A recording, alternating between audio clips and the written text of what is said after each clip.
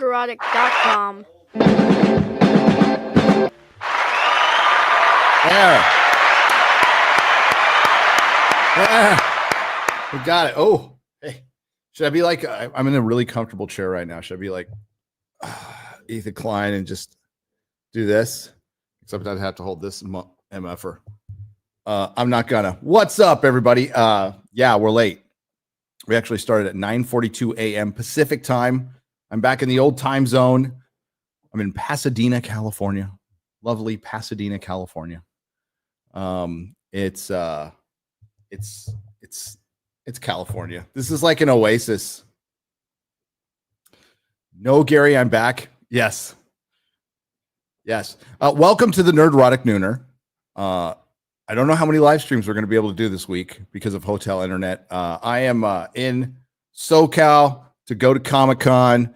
We got a big meetup on Saturday night. We've got a lot to cover. So today normally I would make a video about this, but considering time constraints and what I'm doing tonight and tomorrow, which I can't talk about just yet, we're going to just do it here. As a matter of fact, X-Ray Girl, could you change the title to, let's say Disney Marvel is doomed. Disney Marvel is doomed. Now, I could just refer back. I could just, you know what? We'll wait. Let's say hello to everybody before we get in this, because Perry's going to cut this for a daily. So I want to give him a proper intro. Hello, everybody. Hi, Eric K. Hi, Roger of Borg. Hi, Razor Burn. Welcome, everybody, on Rumble and on YouTube. Yes, we're staying on Rumble. I might talk about that a little later, why we're doing that. Lord Thoth. Marco is here. JB24. Dave L. Sorry. Bill Pashel. Is that how I say it? The Reject. You're welcome here, sir. If you're a reject, you are welcome here. Here, I'm going to move this so I'm not leaning off to the side. There we go. You could tell I got this together like last minute. We're on a laptop right now, but the show must go on. Goodell Guerrero, Commander Keen, Spider Cowboy, Mad Murphy, Victor Potter, Commander Keen, Chris Lynch, Christopher Coamano, Dean. What's up? Ladybug. And Red Maka. Welcome to the Nerdrotic Nooner. Welcome to the Nerd. As you saw, I have a book out. So this episode is sponsored by me. Waiting for Nerdrotic, which is basically my AA story. It tells you kind of how things were. It does. It tells you how things were, how did I get here, and how I'm doing now. And it's basically how I survived prison and became a YouTuber, which, as many have stated before, bit of a lateral move, but it's cool. I'm going to simp for myself a little bit. And you have lots of choices. We have a soft cover. We have a hard cover. We have a signed hardcover. We have a couple of T-shirts. We have a hat. Nothing too fancy. You know, I just wanted to keep it kind of focused on the book. And I would like to thank Ripasend for all their help and the crew. It's been great. And as we go forward in the campaign, I'm going to start talking about, I'll give you a little insights into the book, and we'll share some war stories. But the important part of the book is, and I talked about this, you can find it on this channel. It's from years ago. I did my AA story on this channel years ago during the pandemic. We're not glorifying anything. It's a lot of this stuff is horrible, is absolutely horrible. And it's not, that's something you really try to avoid, or I'll use my I statements as we do in AA. I try to avoid when sharing my story is like, I'm not glorifying any of this and like, oh, look at this. This was so much fun. you could definitely laugh at my expense because I did a bunch of stupid shit, like incredibly stupid shit. I'll share one with you real quick. The first time I went to jail, ladies and gentlemen, the first time I went to jail was for burglary. And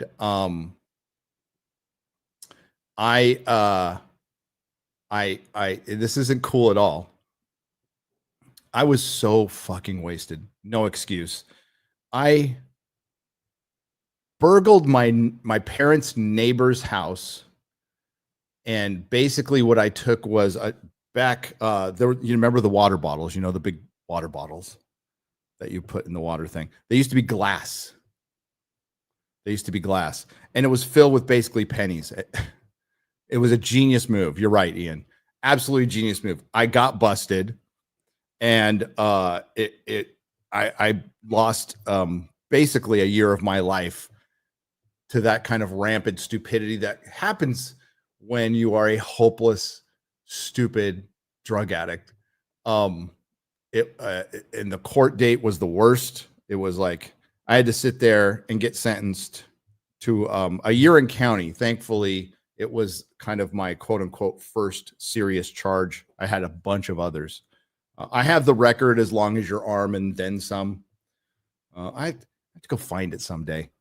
I know other people have tried to find it, and it's like, well, you know, I've tried to find it, and it's mixed between the San Diego Sheriff's Department and the San Diego Police Department, and you have to go to two different places. Plus, it was really pre-computer, so that's when they were still filing stuff. It was so long ago, but I'll find it. I want to find it and read it. That would be kind of funny to go read it, but that would be going through all the bureaucracy of the county and stuff, which is just but I digress. So I didn't get thrown into prison that first time, so it was county jail, which isn't fun either.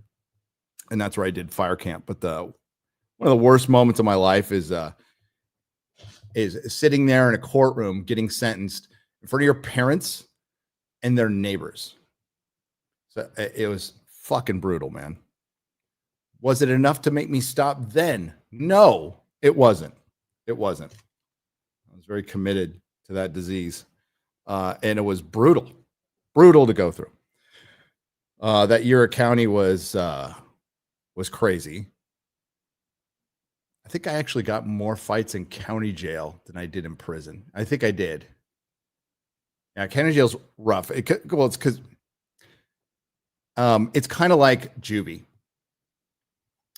which I spent a brief stint in. Juvie is crazy. Is crazy. The best term I heard from God, I can't remember if it was a guard or my sponsor, used the analogy of baby rattlesnakes. You know, because a baby rattlesnake is a little more dangerous because if it bites you, it doesn't really let go. It just stays on. That's pretty much and you could smoke in prison. That's why it was better too. But yeah, that was brutal. Stuff like that's in the book. You want to avoid being retarded. But that's what happens when you get a little addled and you stay up multiple nights. And yeah, that was the first time I went in. So all my charges were theft and burglary and stuff like that. What is that? Hang on. Oh, go away. Go away. Damn laptop. Hi, my whole family's here watching. I got a live audience. Let's hear a whoop. Come on. Yeah. All right. Listening to Dad talk about jail and prison. Oh, those were horrible times. But yeah, stuff like that's in the book. But it's also the story of recovery and how I made amends and kind of went through that whole process. And it was really hard. Yeah, my kid's in here too. So he's heard all these stories before. You know, great discipline. I saw a video going, I don't know if it was real or not. I saw a video going around on Twitter of some kid in a grocery store throwing around all the the potato chips and throwing them on the floor. And of course the engagement is like, what would you do in this situation?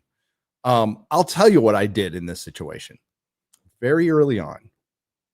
You know, when my kids were of age to understand things, I sat them down, and I recommend this for all other parents, even if you're fucking lying.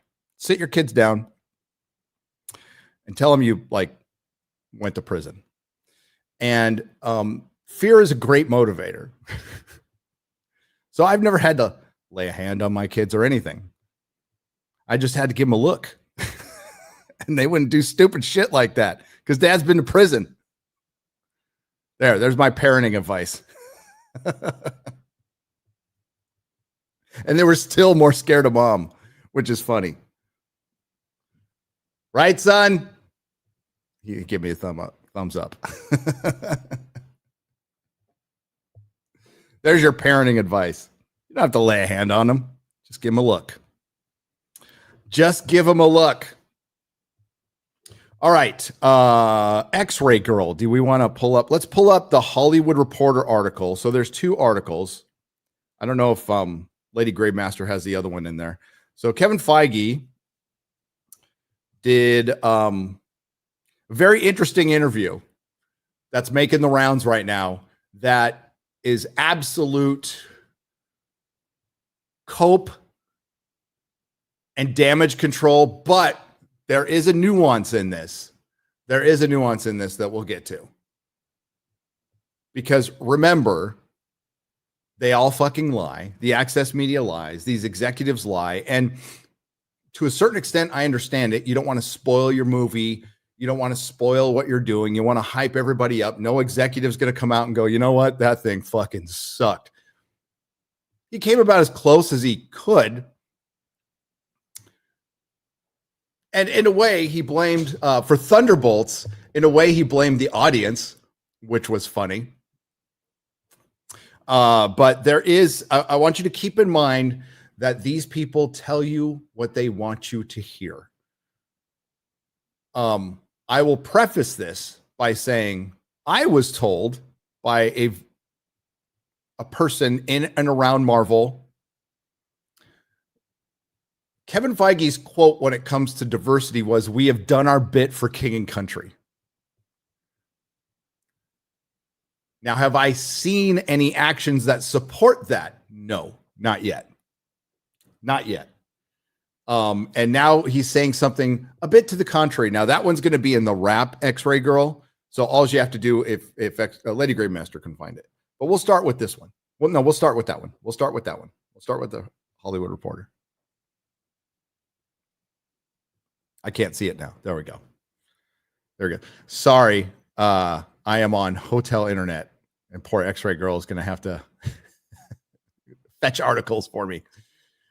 But yeah, Kevin Feige, if you recall earlier this year, in between the release, I can't remember. It was right around the release of the Thunderbolts when Bob Iger went out on the quarterly call and said for the 17th time in a row that we're going to focus on quality over quantity, which for the 17th time was admitting that the shit that you've been putting out was not quality, despite telling us over and over again that this is the best Marvel since the last Marvel. We absolutely believe in this. There's a small group of angry bigots. They're all MAGA and they're all from the right wing who which is absolutely untrue. A lot of people who are not MAGA hate this shit. Go look at our friend Echo Chamberlain. Echo Chamberlain isn't MAGA. He is not. But he doesn't like this stuff. So despite hearing that over and over and over again, Bob Iger came out and I'm going to paraphrase what he said after that, which was, we focus too much on putting too much out and it hasn't been as good. And basically saying, we kind of put too much in Kevin Feige's hands, which was a very backhanded thing. If you think about it, it's like, hey, Kevin, you wanted to be in charge. We gave you everything you wanted. And it looks like you just couldn't handle it. Kevin, on the other side, was saying, well, we were in the streaming wars and I was trying to be a team player and I was pretty much going ahead with all of these projects and Disney made me do it. Not fully taking responsibility. When he had he could have nixed any project. So he talks about that a little bit in this article. Diversity over quality. You're right, Dean. Diversity over quality. So normally this is something I would make a video on, like immediately, but time has constrained it. So this will be a daily. But I would also like to refer back to, and I might make a sub playlist. I probably should, because I have an entire playlist on the fall of Disney Marvel. I have videos that were being called out, which is hilarious. 3 years ago, I have one called "The MCU is Doomed." So, and pretty much saying this was going to happen. Am I Nerdstradamus? No, it's very, very easy to figure this out. They kept on adapting things that were failures in the comics, expecting to have a different result. That's the definition of insanity, of course, but it's also, I mean, you might have to redefine it to the definition of Marvel retardation, because you have the data, you have the metrics, you own Marvel Comics. You can see the real sales figures. And you would go, this really wildly popular Miss Marvel, should we go ahead with this series? No. Ironheart, should we go ahead with the series? No.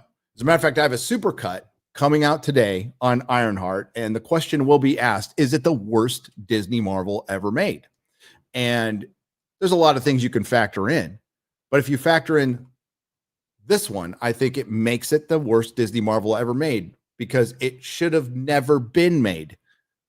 It was never a good idea, and it was solely done for diversity, equity, and inclusion. It wasn't done because we have a good story to tell. It wasn't done because this is actually a good character that's really popular in the comics that people were clamoring for. No, they did it in the era of Black Lives Matter, in the era of the Summer of Love, where a bunch of rich people in Hollywood wanted the virtue signal going, we love you, Black people. Please don't come down and burn down our mansions. That's what was behind that. That was the impetus. And then, oh, here, we'll let you produce, direct it, and write it. We'll give you everything. And guess what? Racism is blamed for its failure. And I would agree. It's the most racist thing Marvel's ever done. And I'm counting the Falcon and Winter Soldier. So that argument, now, could people still say, Secret Invasion was worse? The Marvels was worse? Maybe, but with Secret Invasion, you could understand why they went ahead with that show. It featured the Skrulls and Nick Fury. Conceptually, that makes a lot of sense, and that would be amazing if done right. It wasn't, but that would be brilliant if it was done right. It would set up a lot of things, maybe explain the blip and set the stage for all kinds of cosmic Marvel. No, they made it an immigration allegory and a trans allegory. And yes, it was a trans allegory. Oh, yes, 100%. The Marvels. Well, we all knew it would fail, but you can at least say Miss Marvel was a popular character, has been around for a long time, and her movie, despite it being sandwiched between the two most anticipated sequels of all time, did make $1 billion. So you can understand why they would greenlight that. They got a heavy dose of reality when it came out on how popular that character was, but you could understand why they'd greenlight it. There is no excuse for greenlighting Ironheart at all. They should have never existed, and it just damages your brand. But no surprise, after Ironheart, which people had pretty much already forgotten, because the happiest people on earth that Superman came out were Disney Marvel, because it made you forget about Ironheart. So we have this from the Hollywood Reporter, and this is supposed to be a freewheeling, candid interview with Kevin Feige. Freewheeling, candid interview with Kevin Feige. You want to know why? He's shitting his pants right now. Hate to say this, but Marvel's in full panic mode. I don't hate to say it. I actually don't. I don't really care, because it's a fact. This is a crazy interview, if you think about it, leading up to the most important movie since Endgame for Marvel. Yes, the Fantastic Four First Steps is the single most important movie since Endgame for Marvel. Is it because they made it that way? No, it's because circumstances have made it that way. Kevin Feige is 0 for 4 this year. Captain African American flopped. Daredevil Born Again flopped. Thunderbolts flopped. Ironheart flopped.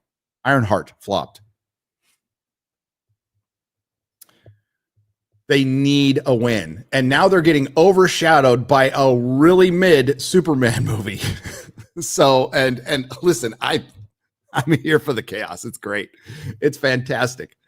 But it is getting absolutely, and this is the first time in recent memory that a DC project is absolutely overshadowing a Marvel project. Absolutely overshadowing. So Marvel's Kevin Feige talks scaling back, losing Kang. You got rid of Kang. Let's be real. You should hear the cope on this one too. And you know what? I kind of, on that one, it's a little true. And his text to James Gunn after Superman. Had a Fantastic Four First Steps. The studio boss engaged in a freewheeling conversation with journalists where he spoke extensively about the stumbles of the post-Endgame stumbles. You fell flat in your face. Content boom, why Miles Morales is Miles Morales. Oh, I'm sorry. Why Miles Morales won't be coming to the MCU anytime soon and what's going on with Blade. Now, I just want to point out, hang on real quick. Could you scroll up and just highlight that Miles Morales for me? X-Ray girl, if you could, please. They didn't call him Spider-Man. So for all those people who deny that Miles Morales is not indeed Miles Morales, Miles Morales is Miles Morales. And yes, I am very proud of that thought experiment that I ran on Twitter for 2.5 years, to where the media called me and goes, "This is the best one."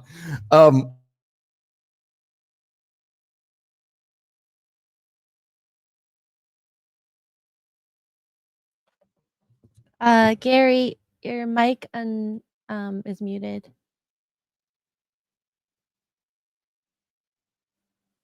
I don't know why it's muted. Sorry, chat. You can unmute it. It was just muted. It was muted on StreamYards. Wouldn't let me. Anyways, when did it mute? I got to rewind. I think you had just talked about the thought experiment. Okay, so the thought experiment that I ran on Twitter for 2.5 years, which I'm extremely proud of, by the way. The Miles Morales is Miles Morales. I got contacted by the media from Yahoo. So some Yahoo from Yahoo contacted me. So I basically answered her interview basically while I was driving. and she basically said, or she asked me, like, what did you, with all the racism and everything that's going on, what did you mean by Miles Morales is Miles Morales? And my response was, Miles Morales is Miles Morales. And if anybody denies the fact that he's Miles Morales, then they really need to think about like where they're coming from and why they need for him not to be Miles Morales. Other than that, I don't know what anybody's talking about. And I'm paraphrasing. And that's to her credit, she later on put that in the article. She didn't put it in there in the beginning, but she added it later, to her credit. So yeah, Miles Morales won't be coming to the MCU anytime soon. And that's a plus. That's a plus because that's a character people love the idea of and does okay in games and stuff. But hang on. Stuffy nose. It's not like he has this extensive comic book history, extensive comic book run. He's just Spider-Boy, which they have Spider-Boy now. And that's what he should have been. He should have had a different name, and he should have been basically Spider-Man's Robin. Spider-Man's never really had a sidekick, and that would have been a really interesting 10-year run of him mentoring somebody. It would have created a bunch of new stories instead of always constantly breaking them up with MJ and cucking them. So you have this Miles Morales who could act as his Robin for many years, and then you could have him go off on his own like Nightwing. It would have been interesting, but no, they wanted to have Black Spider-Man. That was it. So it's good that you won't get to touch him for a while. And then what's going on with Blade? What's going on with Blade? Well, as it was pointed out on Twitter yesterday, it has been 6 years, almost to the day, give or take a day or two now, since Blade was announced at Comic-Con. You know what else happened during that Comic-Con? It's been 6 years, almost to the day, give or take a couple of days, since our first meetup. Since Jeremy and I went to Lestat's Coffee House. I can't remember which one now. Maybe the one on Adams, maybe the one on Park in San Diego. Not sure. And then we moved it to a bar, and there was like 12 people there. We were hanging out. One of those 12 people was Ryan Kinnell, and it led to him being on YouTube. So I just want to publicly apologize to Planet Earth for that. But yeah, 6 years of meetups. So scroll down a little bit. In a nondescript conference room on a very descript floor of Marvel Studios' full-size Iron Man statue, superhero murals, movie props, is a padlocked door. Behind that padlocked door is a whiteboard featuring a plan for Marvel movies spanning the next 7 years. So teased Marvel Studios boss Kevin Feige, the producer behind the most successful run of movies in Hollywood's history, and that was a half decade ago. And he has welcomed he welcomed a select group of journalists into the same room where he first met Doctor Strange, Benedict Cumberbatch, and where filmmaker Chloe Zhao pitched her take on the Eternals, one that Kevin greenlit. Oh, and why did they go with the Eternals? Does anybody remember why they went with the Eternals? Because nobody knew who they were, and they were easier to gender and race swap. Oh, and I'm not making that up. That was actually a statement from Marvel.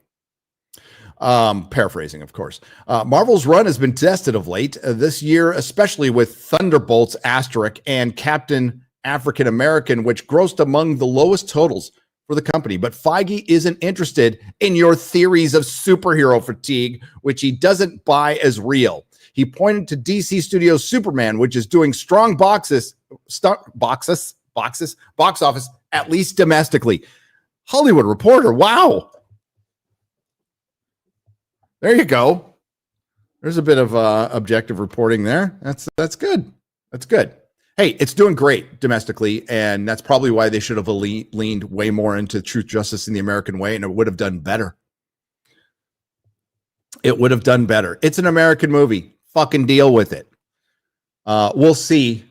I think DC will forge ahead and try to pander more to international audiences and not learn from their mistakes, but hopefully, and for which there were many in that movie.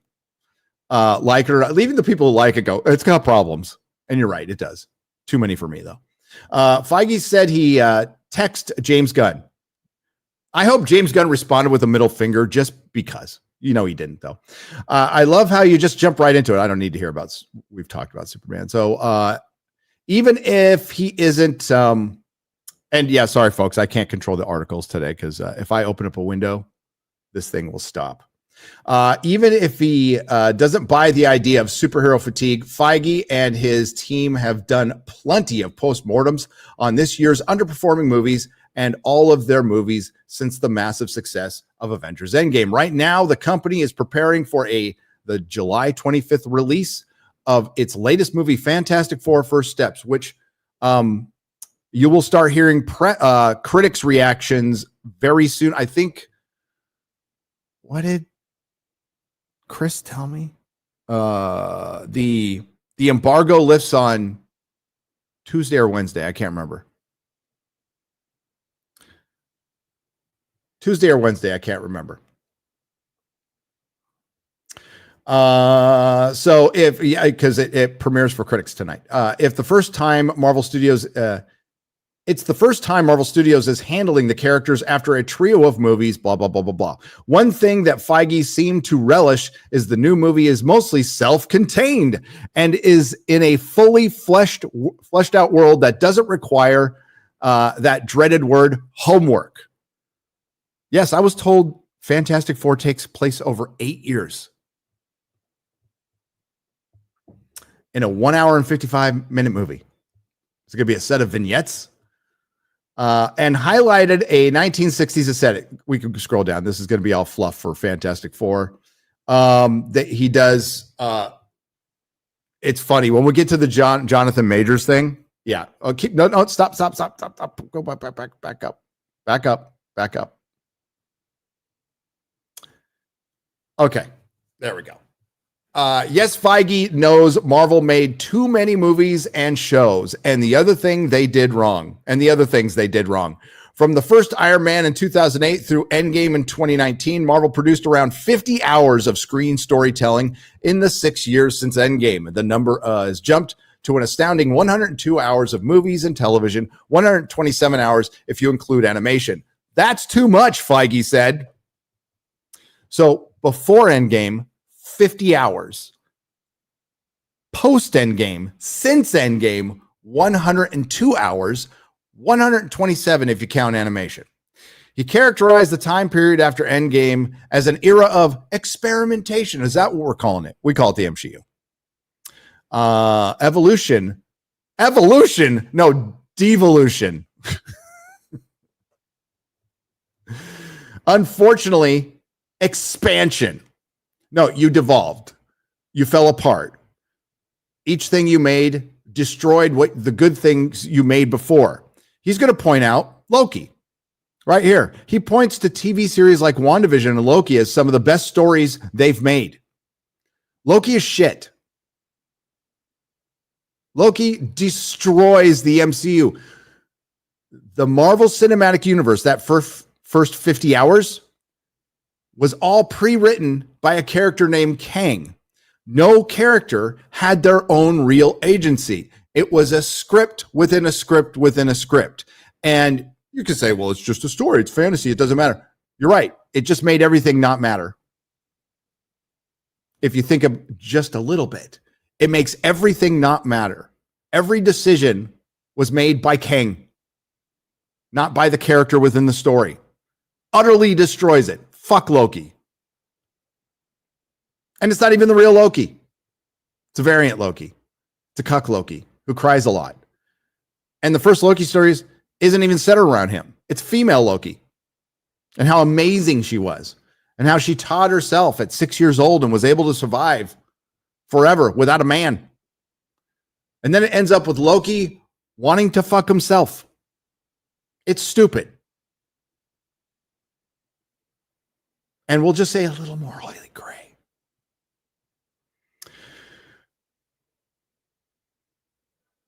It was a big company push, and it didn't take too much to push us to go. People have been oh wait, let me back up a little bit. Being high on success also may have pushed Marvel to readily agree to try to deliver more programming at a time when Disney and the rest of Hollywood were engaged in the streaming wars. It was a big company push, and it didn't take too much to push us to go. People have been asking for Miss Marvel for years. No, they haven't. No, they haven't.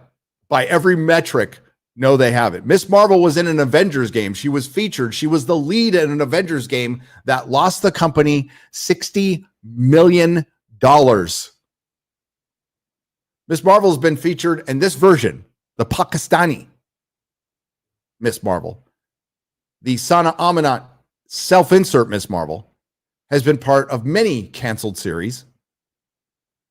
They wanted to make her the new Spider-Man. Remember that? They wanted to retcon her, and I think they still are. I don't know, because I don't read Disney Marvel garbage now, into the fucking X-Men and make her the first mutant. They changed her powers in the show from the comic book, which were stretchy powers. And it's like, they don't believe in the character. Nobody believes in the character. She only exists for DEI, and nobody cares.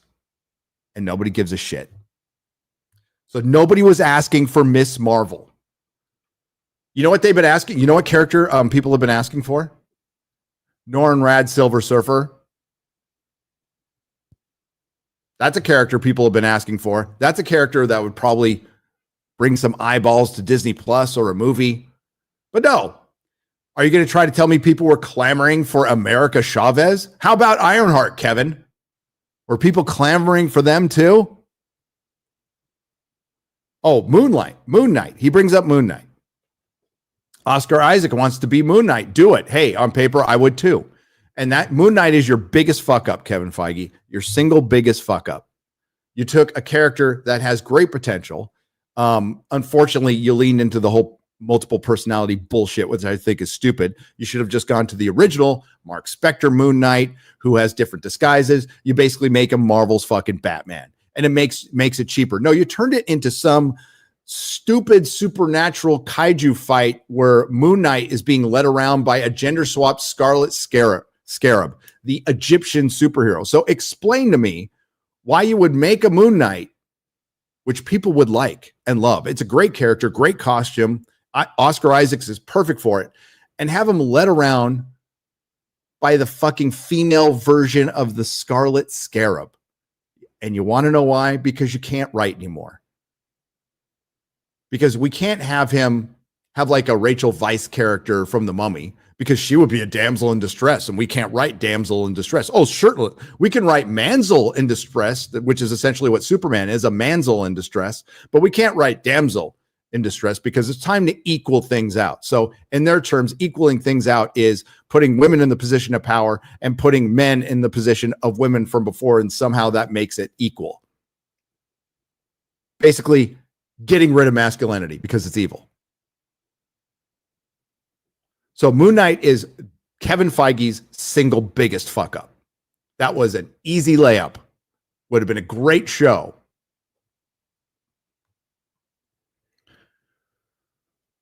So there was a mandate that we were put into the middle of, but we also thought it'd be fun to bring these to life. So basically, this is when they were blaming Bob Chapek for everything, but that mandate came from Bob Iger. It continued even when Chapek was there, from the chairman of the board, Bob Iger, who never left because he wanted to take 4 showers a day. Why does a man need to take 4 showers a day? I don't know if it's a couple, 3, 4 showers a day. Your guess is as good as mine. Marvel has already pulled back on the amount of movies and shows it makes. Couldn't tell this year. We are halfway through 2025, and we're headed towards our 3rd movie, and we just had 3 TV shows, and there's going to be another one coming up. So that's 7. Oh, there's an animated one too. 8 Disney Marvel projects coming out this year. Now, what's coming out is lower tier DEI crap. We have a gender swap, race swapped Wonder Man. Can't remember the actor's name, but he's already been in 2. He played Black Manta and he played Dr. Manhattan.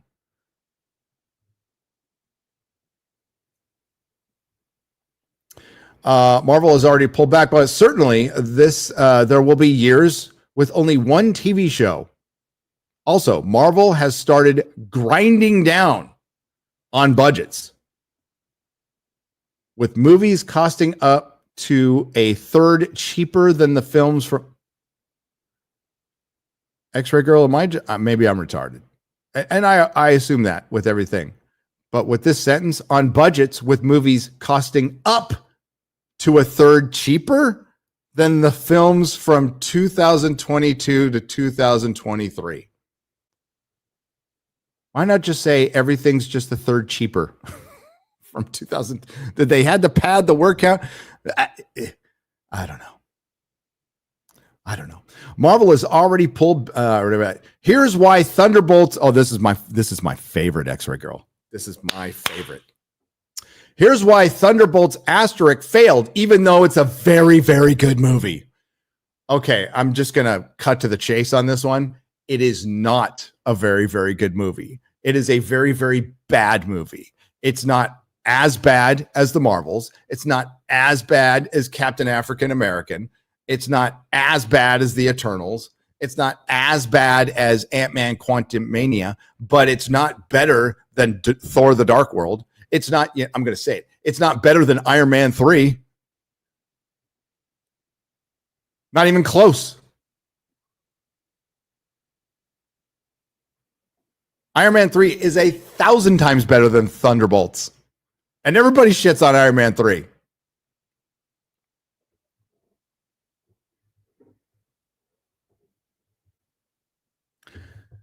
Everybody, but you know what? Iron Man 3, a lot of people have been referring back to it since Ironheart now. It had a point. There's moments in it. Listen, I'm with you on some things with Iron Man 3.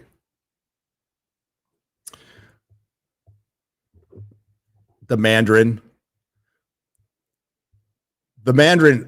looked like it was going to be great, and they fucked that up.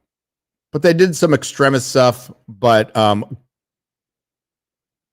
Man 3 is better than the Thunderbolts.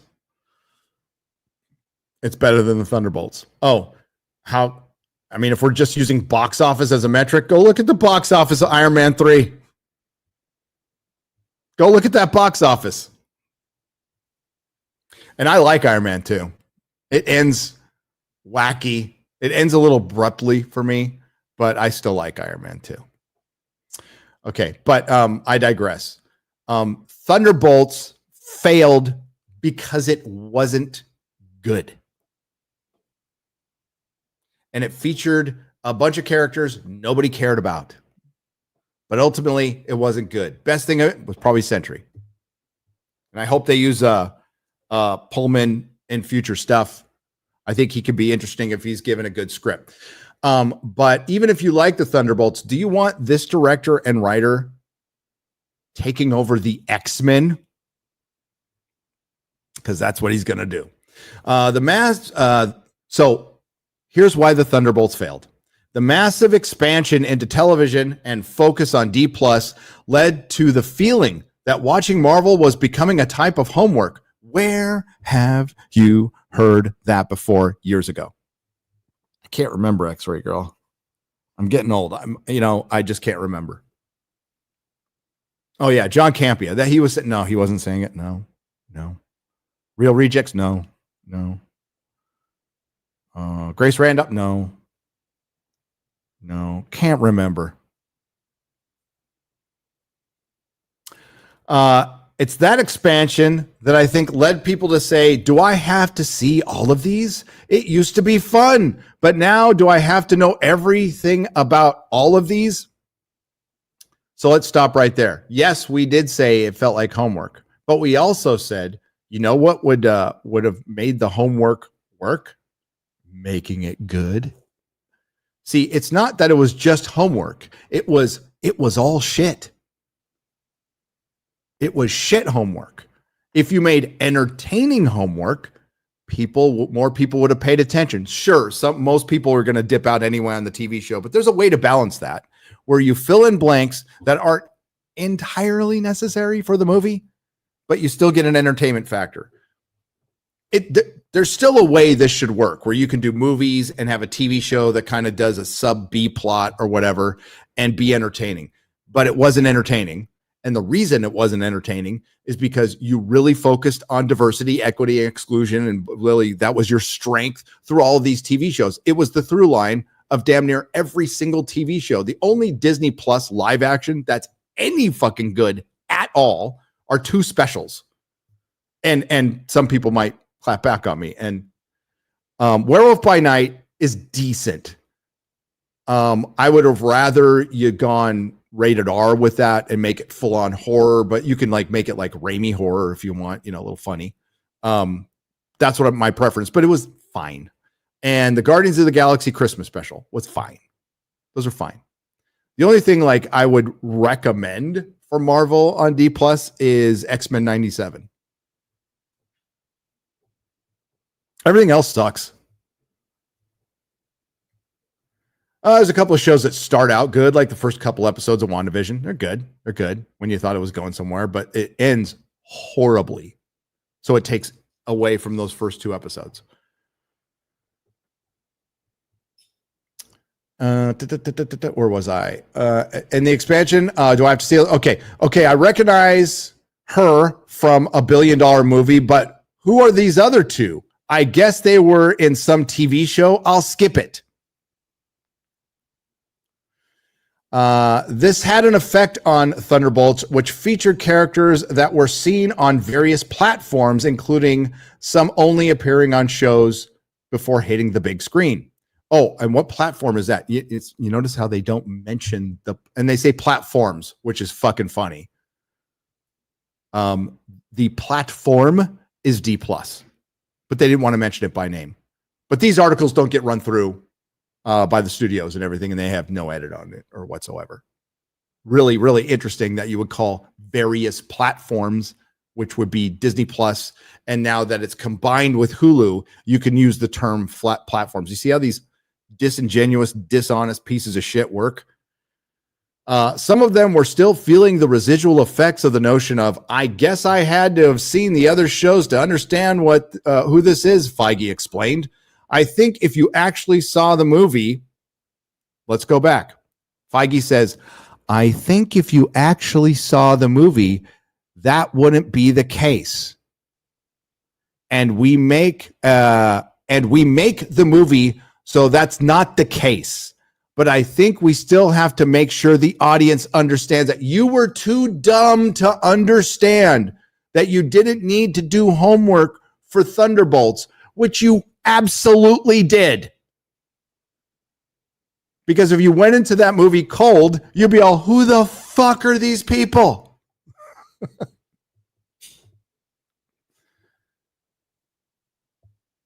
And it's, you know what? You could say they gave him a background. They dedicated 2 entire lines to John Walker's background, for example. And that might be in-depth storytelling to your average surviving Disney Marvel fan who is entertained by a laser pointer. But for us regular humans who have IQs slightly above room temperature and don't lick windows every day, we need a little more. We need a little more.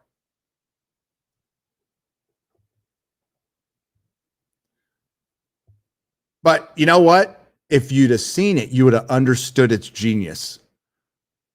If you didn't see it, you saved yourself 2.5 hours, $20 to $40.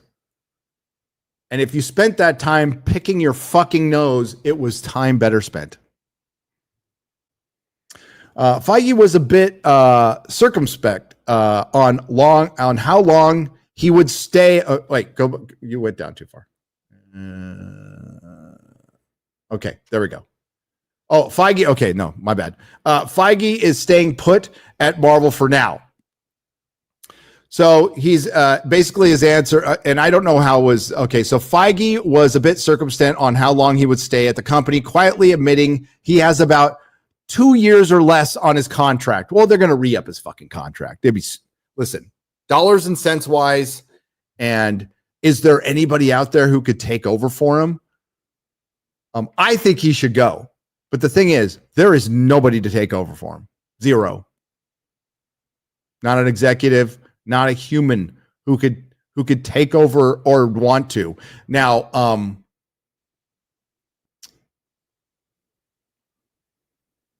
there's a couple of names I could think of that could come in and take over in a capacity like James Gunn, but one of them is canceled.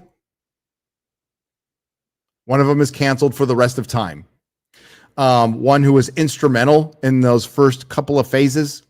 One who's a pariah in Hollywood and many, many folks here because of his fucking TDS. One Joss Whedon. But nobody could take over for him. Who'd want the job? Who could do the job? Who'd want to work for Disney Marvel? I don't know. So he's got 2 years or less on his contract. I wouldn't run with Kevin Feige's getting fired. I'm pretty sure he'll get re-upped. If you're going to re-up fucking Kathleen Kennedy and you fire Kevin Feige, I would laugh. That would, oh my God, I'd piss myself laughing at that happen, but it's not going to happen.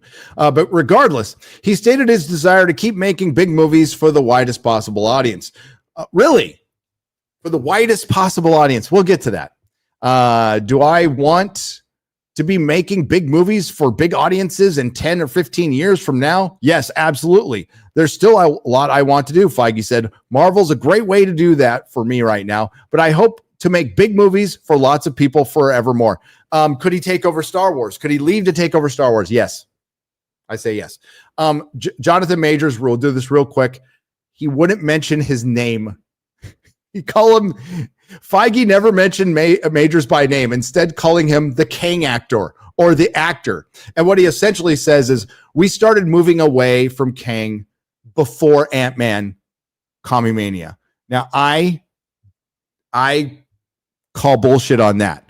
But I think after Ant-Man Commie-Mania, then yes. As far as having conversations with Robert Downey Jr., yes, they were having conversations. I talked about it before it was even known. That they had purchased a fucking house, an entire house in LA, which is not cheap. To have private conversations and negotiations and to try to get Robert Downey Jr. back, which is insane, but like they have insane money. So scroll down past this. Let's go. I want to go to Blade real quick. Don't expect Miles Morales. That's fine. Miles Morales is Miles Morales. Blade being sharpened again. Again, it's been 6 fucking years. You have a great actor involved. The obstacle was Ryan Coogler calling in and said, "We'd love some costumes for Sinners." I said, "Take them. He's our good friend. Take our costumes. We're holding off on this movie." And he was joking, by the way. He said that I was told by people within Marvel what Sinners was the movie that killed Blade. This version of Blade. Feige was, of course, joking, connecting Sinners to the version of Blade that was recently developed. One was the setting of Prohibition era, just like Coogler's earlier hit. So there was 2 period pieces and there was 2 modern ones. And I think most of them involved Blade following around a bunch of women. Don't quote me on that. I don't know, but I know for a fact there was at least 2 scripts where he's surrounded by a bunch of women. Because they see, it's not just the white male. And we were talking about it. It's the male. It's the masculine male. There is a bunch of fucking ninnies and HR woke white women at Marvel who think that the masculine male, even if it's not masculine, like Shang-Chi, has to be balanced out by 2 to 3 other women for equality. Black Panther, he was following around 2 to 3 other women. He was being led around by 2 to 3 other women in his own fucking movie. Shang-Chi, 2 women were basically moving him around for the entire fucking movie. Moon Knight had to be led around by a woman. Hawkeye had to be strung around by 3 different women, good and bad. You know, it's a fucking pattern when it gets to 5 or 6. And I'm not, Doctor Strange mom chasing a woman, having the girl the key to everything. I think your mic is disconnected again. I can't unmute it. That's really What strange. is making it do that? I don't know. Must be StreamYards. It must be StreamYards. Yeah. Sorry. How long was it? Literally like 3 seconds. Okay, that's good. That's good. So there's a pattern here. Here. Yeah, that's weird. Fucking StreamYard sucks. Otherwise, so there's a pattern here. There's a pattern that we're seeing, and this is pattern recognition. Again, this isn't some genius. This is like, I've just read a lot of comics and watched a lot of these movies. I'm like, man, that's the same. That's the same. That's the same. That's the same. And that's the biggest, that's the one thing I'll agree with James Gunn's interview about the DCU is you don't make it one thing.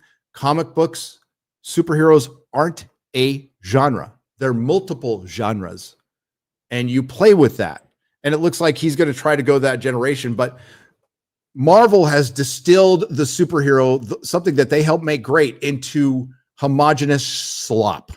So that's what the post-woke era is going to be for a while Hollywood figures himself out, and in large part probably doesn't change at all, but some might. I know there's a faction out there that really wants to root for Warner Brothers and root against Disney Marvel. And Disney Marvel has earned all that ire. There's no way in fucking hell I'm going to be convinced to root for Warner Brothers until I see them get like 5 or 6 wins under their belt and they just make normal shit. And that could be a decade. But there's no way I'm going to like put my Zaslav hat on and go Warner Brothers. I mean, fucking Black Snake, House of Dragon. They fucked up so much shit just in the last calendar year under Zaslav. So Feige was, of course, joking, connecting sinners to the version of Blade that was recently being developed on Prohibition era, blah, blah, blah. Marvel has now landed on modern day. You could scroll down. Where do we get the quote about the there's a quote out there. I don't know if it's from this interview, but I'm going to paraphrase it. We didn't want just to put Blade in leather and have him killing vampires. Now, there might have been more context to that, but if he actually just said that, that's exactly what we wanted. That's what exactly we've been making fun of you for the last 4 years. When we go, man, I don't know how you crack the code of Blade. It's an enigma. It's an enigma. How do you put a guy in leather and have him fight vampires? I mean, there's just it can't be done.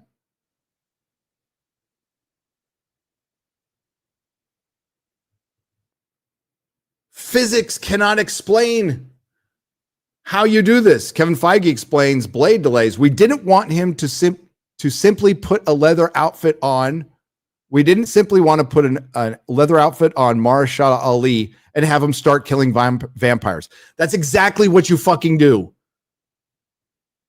You have him killing a lot of vampires horribly in the goriest way. You know what? Because they're gonna demand a black director on Kevin Feige on Blade. You know, in his prime, who would direct a great Blade movie?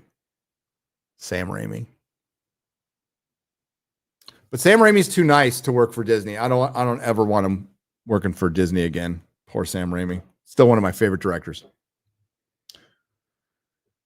I don't know. Put leather on him and have him kill a bunch of fucking vampires, and don't feel the need to balance the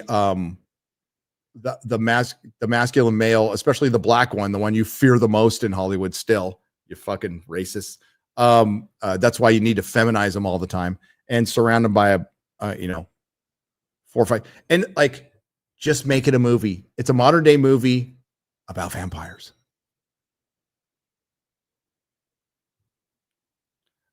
All right, real quick, go to the wrap, and then we'll get to the square up part.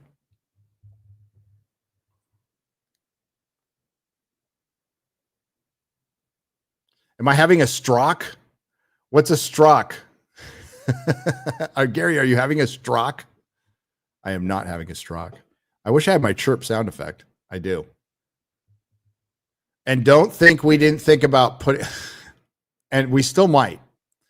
But on the Ironheart Supercut today, you know, our little word that we put in our thumbnail, we did think about putting chirp.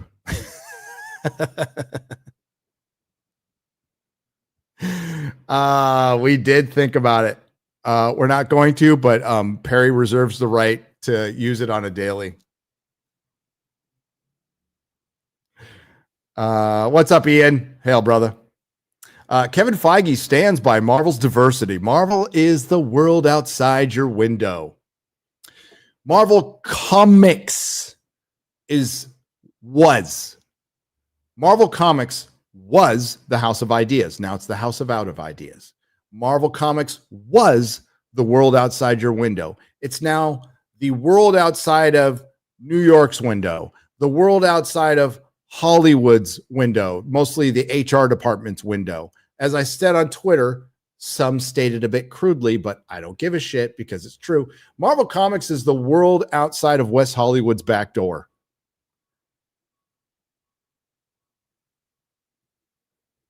It is not the world outside your window anymore.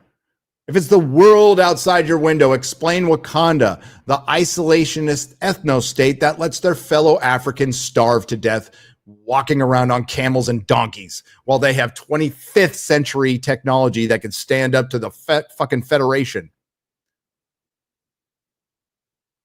And they take in interns like Riri Williams. Oh, and their leadership is decided by like prison brawls. What the fuck? Oh my God. Ryan brought it up on Daily, and he's 100% right. World outside your window. So we have a fucking diverse Asgard, but fucking Wakanda is homogenous as hell. Where are all the Asians in Wakanda? Don't answer that question. I see the look on your face, Nerdrotic Jr.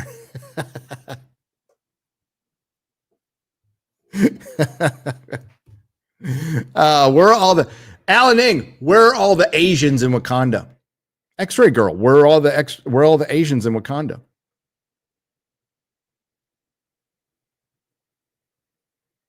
I didn't see any. I said it before. Woke and DEI. I love how they're in quotes. Became a thing. Thank you for acknowledging that they became a thing. And I'm saying it after Marvel president and producer said, yes, Kevin Feige is the one who made the MCU. Once again, a moniker, a title I would very much love to retire and never speak of ever again. But Disney Marvel doesn't seem to be quite done with it yet. And they created it, not me. There's a reason that thing stuck. It's because it was fucking true. While right-wing backlash, you hear that, Echo Chamberlain? Right-wing backlash against Hollywood's effort at diversity. Echo's got a great video. Famous MAGA supporter, Echo Chamberlain, has a great video on identity politics. Go check it out. I think even Asmongold covered it.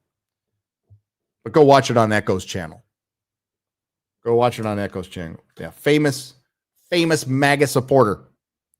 Shit, even RMB once in a while has called it out. It's another famous MAGA supporter. Yeah, it's not just fucking right wing. While right-wing backlash against Hollywood's efforts at diversity, equity, and inclusion, or DEI, or die, or didn't earn it, has led studios to back off corporate efforts to advance the practice because you cannot fight discrimination with discrimination. And it hasn't made them any money. As a matter of fact, it's cost them a lot. A lot of their politics have cost them a lot of money. Stephen Colbert. Now the left is like, Trump got him fired. That would be funny if that was the case, because it had to do with the Skydance merger. And I still could believe that Skydance would fire him as like a little to sweeten the deal. But the truth of the matter was, Colbert cost $100 million a year to produce. He himself cost $15 to $20 million. And they were getting, their viewership had dropped to below 2 million. And in the 18 to 49 demographic, the most important demographic that supposedly still buys shit from ads, which I don't believe, 200,000. So it's a bunch of fucking old woke people from California who now live in Scottsdale, Arizona. Sorry, Razor Fist. Watching that shit, probably because they fell asleep with the fucking TV on. Marvel Studios president Kevin Feige said he stands by his studio's efforts over the past several years to increase representation on set and on the big screen with characters like Black Panther and Miss Marvel. Well, Black Panther makes sense. A character created by two Jewish men has been around since the 60s, was a major part of the Avengers, part of most of the comics I read. The Kirby run was great. I really kind of hate that they made him into this Afro exceptionalism bullshit to make him OP, and they had him beat the Silver Surfer, which is just a bunch of shit. I liked him when he was just the Black Panther, but popular character, been around forever, absolutely makes sense that you make that movie. 100%. Absolutely makes sense that he's an Avenger. He was always in my team when I was growing up in some way or another. There was a Black Panther around. And considering that Marvel, and you understand that the greatest marketing scheme I have ever seen in film was Black Panther. By the way, the best Black Panther movie is Civil War. Chadwick Boseman was a great Black Panther in that. That is the best Black Panther movie. Black Panther isn't about Black Panther. Black Panther's marketing convinced people that you would be actually fighting racism by going to that movie, and people bit into it. Now, it's mid. I have not watched it again. I do not. Do I own? I don't own it. I don't own it. Believe it or not, I don't own every Marvel movie. I just own the movies I'll actually watch, and I do not own Black Panther because I can't see myself watching it again. It's inconsequential. And Wakanda Forever sucked. Oh, and they should have recast him. They absolutely should have recast Chadwick Boseman. But it made a shit ton of money. A shit ton of money. So it worked. So they thought they could do the same thing with Captain Marvel, and to a certain extent, that worked too. But to lump Black Panther in with Miss Marvel, go fuck yourself. If you want to say Miss Marvel from before, the real Miss Marvel, the real Carol Danvers, okay, sure. I read that comic book. I liked it. So he suggested that the MCU won't be pivoting away from that. I said this before, woke and DEI became a thing, and I'm still saying it after. Marvel is the world outside your window, Kevin told reporters Friday. It's not Gotham City or Metropolis. This is New York and LA. Unfortunately, the only thing is it's just New York and LA. And yes, there's also Wakanda and Asgard. Yeah. But it's also made up of the people who make up our world. What does that mean? Not really sure. But here's your bottom line. It does represent certain boroughs and certain parts of LA and New York, but it doesn't represent Oklahoma, Nebraska, Kansas, Texas, North Dakota, South Dakota, Wisconsin, Ohio, all those flyover states. It doesn't include any of that shit. And that's your problem. You are so fucking disconnected from and this isn't just a Disney Marvel problem. This is a Hollywood problem. You have become pretty much plays that only really play well in major urban centers or on the West End in London. You have become musicals. That's what you're becoming. You're playing to a very specific upper elite urban audience, not even like urban. We're talking like Manhattan. We're talking about the rich parts of LA. They're making it for each other. They're so fucking disconnected. They are making movies for 40 to 50 something year old woke white women who adopt kids to trans them, which there is a very high percentage of in Hollywood compared to the real world. That's what they're making movies for. Those kind of people, not the rest of America. So they're completely detached. And it seems that Kevin Feige is still completely detached. And the best example, in 4 days' time, we're going to have Fantastic Four. What does Fantastic Four feature? I know, Pedro Pascal. Biggest mistake Marvel has made in a long time. Female Silver Surfer. Completely undercuts and undermines one of the greatest stories ever told. And it's great. Galactus looks awesome. Well done. The Thing looks good. Well done. Joseph Quinn is Jose Quinn as Human Torch. Fine. Vanessa Kirby. If she's not a girl boss, and she could still be like tough and strong. We want her to. She's the first lady of Marvel. Massive respect. She's fine. Pedro Pascal's Reed Richards fucking sucks. But female Silver Surfer takes the cake. That shows that they will commit to this intersectionalism, Marxist, commie bullshit that they've stayed. I have heard a lot of bullshit. I have heard a lot of talk that they are going to turn things around. I haven't seen any of it. We could take that out. We can get to this will be interesting. Let's see how this works, X-Ray Girl. And we'll all find out soon enough with the movie that comes out in 4 days. All right. Wish me luck, X-Ray Girl. Wish me luck. Let me know if this starts bouncing on us.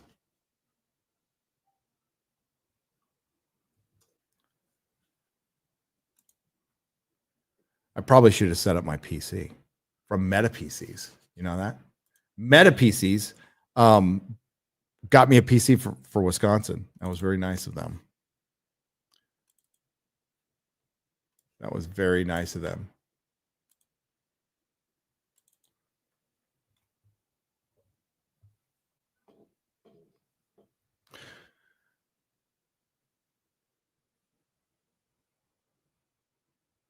Oh, Malcolm Jamal Warner passed away.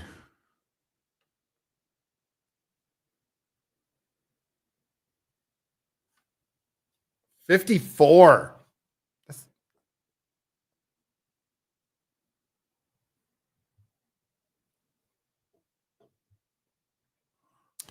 Oh, I got to watch Drinker's newest video. Is there some reason? I have a whole thing of pencils. That's a lot of pencils at my little desk here. Yeah, Malcolm Jamal, Jeremy just tweeted, Malcolm Jamal Warner, Cosby Show alum, dead at 54. R.I.P., man. R.I.P., too young. Oh, he drowned? Ugh.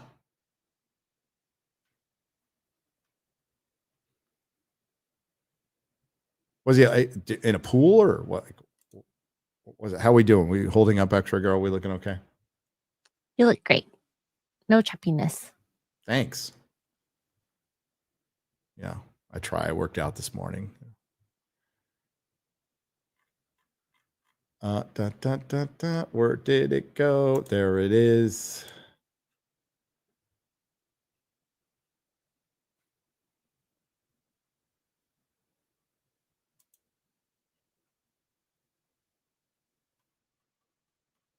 Okay.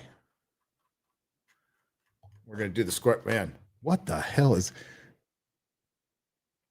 I've got a monitor hooked up to a laptop, so the it's so fucked up. It looks like old school, like monitor can't figure shit out. Everything's squeezed, like back in the day. It's good. What you waiting for? Nothing? Nice Venture Brothers shirt. Some cool guy got you that. So I'm talking to Nerdrotic Jr. Wonder what cool guy got you that. Oh man. I can't wait to tell you what I got. I'm doing some fun stuff today. Can't wait to tell you about it. I'm such a blabbermouth. But I can't. If I blab this one, it could go very badly. Yeah, so I got to plug the book. I'm going to be terrible at this, but yes, I have a memoir out. And the book is on Ripicen. It's doing great. And I want to thank you for all the support. And yeah, I'll start telling you little stories about it. Who's at the door? There's the book. Oh, look at that. It's almost at 120,000. Almost 2,500 books sold. That is freaking brilliant. You guys are awesome. You guys are awesome. There will be an audiobook. There will be. I start recording it next month. Next month. All right. So we're going to do the square up now, everybody. Everybody. And yeah, soups are turned off because I've actually got to get out of here at a decent hour to go do my other stuff. And we also want to give these their fair time that they deserve. But we appreciate you guys. Bat Perez for $25 says, Gary, congrats on the book. Thank you. Straight to the point. Any chance of a meetup when you and Frank Gore and X-Ray Girl's dad come to DC next month? Thanks and keep up the great work. I can't. Like meetups require planning, and that is something I did not do. And our appearance in DC was very last minute for me anyway. So we're doing a talk. We're doing a conference thing in Washington, D.C. So somebody asked us to give a talk. I have no idea what I'm going to talk about, but I usually don't. So I'll think of something on the fly. But we're going to be talking to like not little kids, like adolescents. But we'll tell you more about it. But yeah, like Chris and I are going there. Alan Ng's going to be there. Drinker's going to be there. Washington, D.C. I haven't been to Washington, D.C. since I was 7. So that's 100,000 years ago when it was when the megafauna were walking all over Washington, D.C. No, I haven't been there since I was 7 years old. So it'll be fun. It's like a family trip. But we do have a meetup in San Diego on Saturday at 8 o'clock. X-Ray Girl can pop that up right now. There we go. At the Urban Coal Fire Pizza. It's on University Avenue. So it's just, it's going to be a little east of Hillcrest in Abnormal Heights. Right around Abnormal. It's called Normal Heights, but we call it Abnormal Heights. It's very close to where we had our first meetup ever. A little off the beaten path. It's not near as close to Con as we had liked, but a little Uber drive can get you there. RSVP is in the description if you are interested. RSVP is in the description. Thank you. Ghost of Toriyama for $1 says, "What the fuck, Gary? I am the Stan Lee of Japan. You will show respect." Nah, just kidding. I admitted I didn't think you had heard ahead of or planned crap, and still made a generational hit. Made my main character an alien way into the series because he ran out of Earthlings to fight. There you go. Jay Larson, 1214 for $1. Taika should never have touched any IPs. He was never a fan of Thor, and even admitted it afterwards. Love and Blunder. He will use Dredd to showcase his humor, in quotes, and not care about anything that came before the franchise. I'll ruin your mythos in a minute, baby. Let's not forget that. Yeah, he's going to fuck up Dredd. It's a terrible decision. And right now it's being shopped around. So, and they probably thought putting his name on it would help. I would recommend any studio touching this. Go. I like the screenwriter. Did Mission Impossible Rogue Nation. So stick with the screenwriter and just go, yeah, we'll buy this. Just lose Taika Waititi. Not that anybody's listening to me, but do not have him direct your Dredd movie. I'm open to who would direct a good Dredd movie now. A current director working now. Who would be a good director? Chat, I ask you.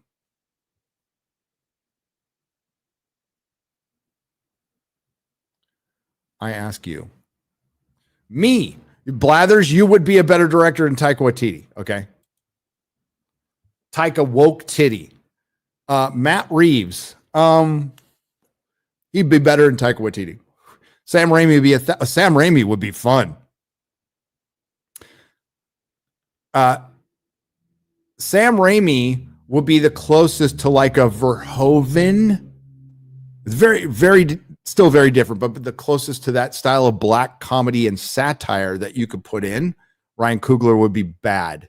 The Saskas, they would be better than Taika Waititi. Tony Gilroy, that wouldn't be bad.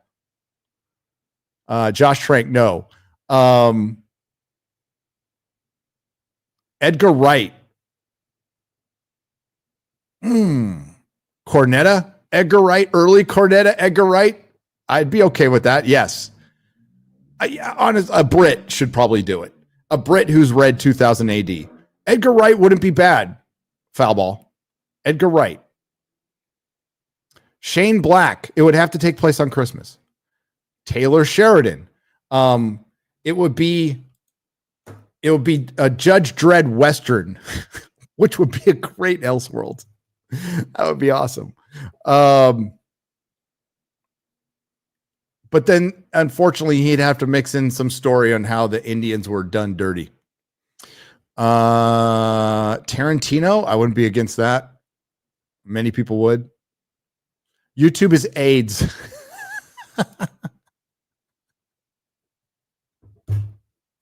You know, that's the Rumble CEO. That's his alt account.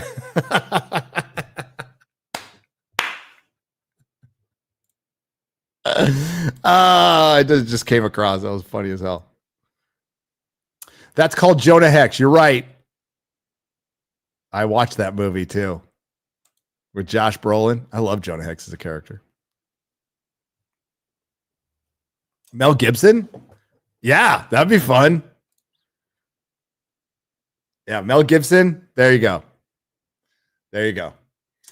Mr. Zeeb for $5. Over the years, could straight men look up to heroes like Batgirl, Wonder Woman, or Supergirl without needing them to be masculinized? What other female characters have resonated with the male audiences? I mean, you could have your pick of X-Men women. Rogue, Storm, Jean Grey, Miss Marvel back in the day. I liked Moondragon.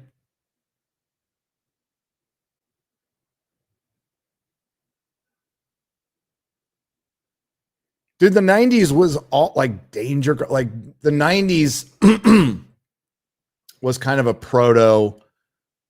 What wave of feminism are we on?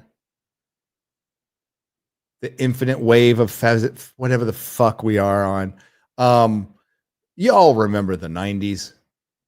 Girls kick ass stickers all over cars. Lilith Fair. All that shit was going on. But at least that, like, as my wife says it, the girls were still girly. They weren't like butched up lesbos or stoic. I'm going to cross my arms and be stoic.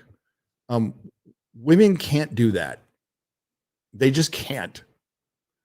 There are ways to make women intimidating, but like just having them act like men is not it because they're different.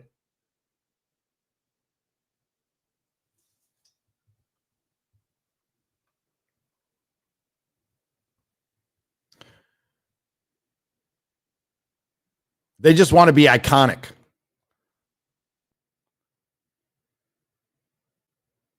Riot Girls. Oh, dude, it was all over. Fucking Lilith Fair. That's all you got to say.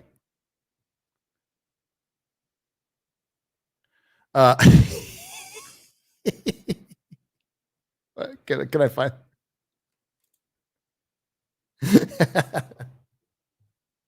I know. Talk to Az, man. Barbarella was a porn. Which funny story is I watched Barbarella on I think it was KTLA channel 5, so it was the edited version. So when I saw the unedited version for the first time, I'm like, oh, this is a completely different movie.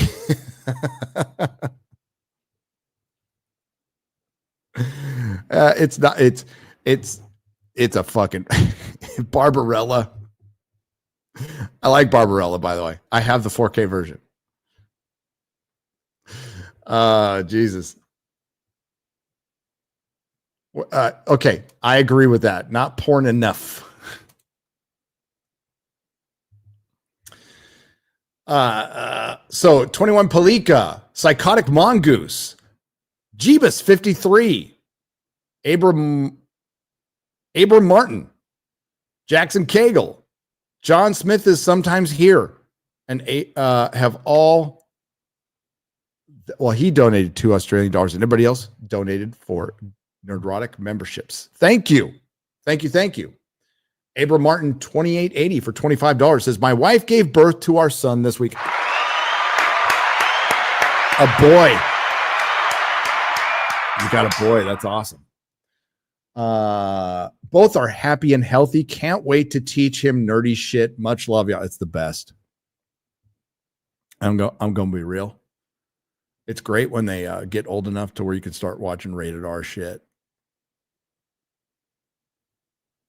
It's way more interesting. I just completed the Cornetto trilogy with Nerdrotic Jr. It's so fucking good. A Mahler has no memory. Mahler has a memory. Mahler still, I mean, he's a interdimensional god, so he knows all. But he's also like in the form of a younger human where your brain isn't so polluted with just life. And he has the best memory, and his memory will remain intact. Mine is shit and getting worse. Why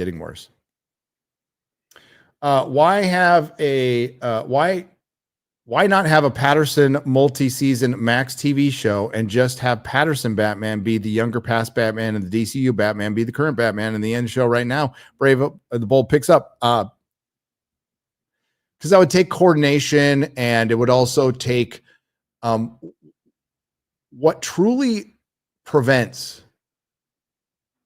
most things from happening in Hollywood. Modern Hollywood's complete failure is that they have themselves on the foundation of sand known as DEI and woke. That is the fundamental. Here, you just tell me. What's it say? You want to pipe in here, Nerdrotic Jr.? No commitment. You're right. There's no commitment. And you want to know why there's no commitment, Junior? Ego. It would take compromise. It would take Matt Reeves and James Gunn having to sit down and compromise and forego the ego and forego the good of the character, and neither one will do it. And James Gunn's ego is massive. That recent interview with I can't remember now, some dude. His ego is out of fucking control, dude. It is out of control. I can say that Kevin Feige comes off more humble than James Gunn.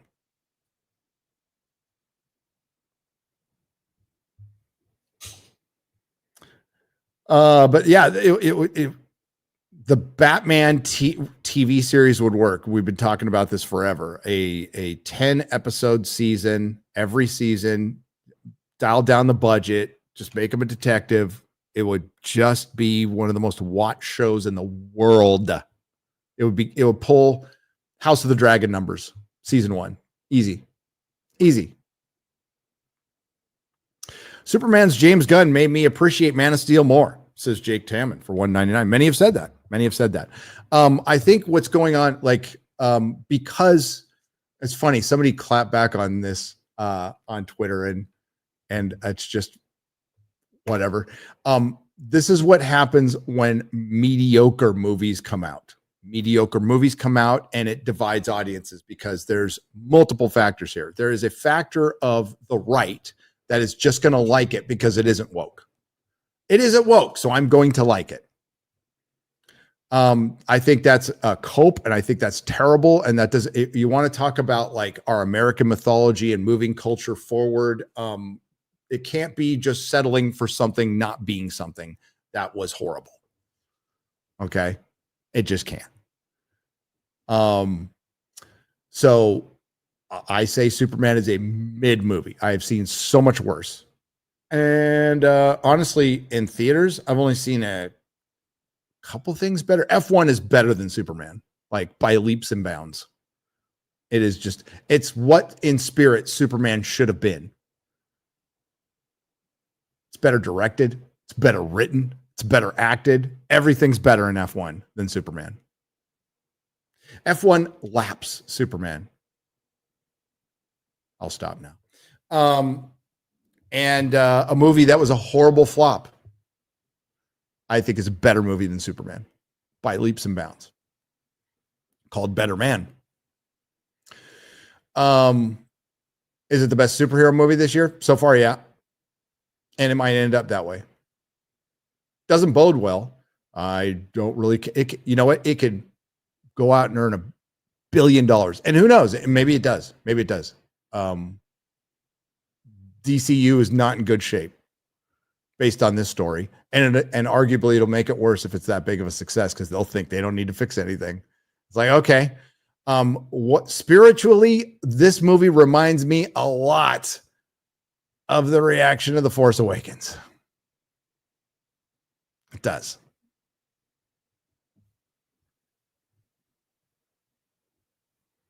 Now, I've heard it theorized, and I wouldn't be against this, is like, what if we get a Batman Begins to Dark Knight? Now, for one, Batman Begins is better than the James Gunn Superman by a lot, but it wasn't as well received. So let's go with that theory that James Gunn, like somebody else directs it and we get a great sequel. That'd be fucking awesome. I'd be all for that, because this cast could do a great movie. I think they could.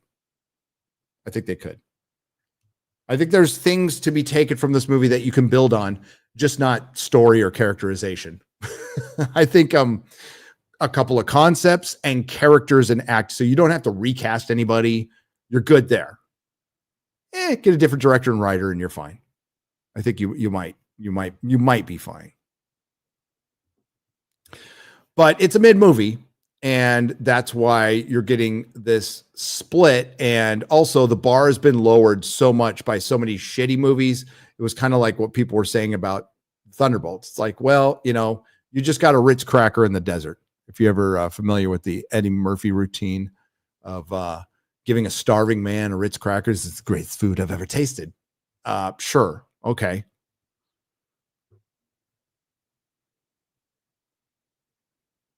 But I would argue a better movie came out a week before called F1.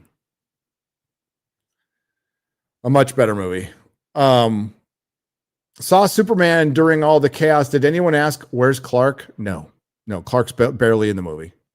Whimsagoulish for $5 says, I saw Clayface and Swamp Thing on socials. Do you think they would be good creature feature horror movies?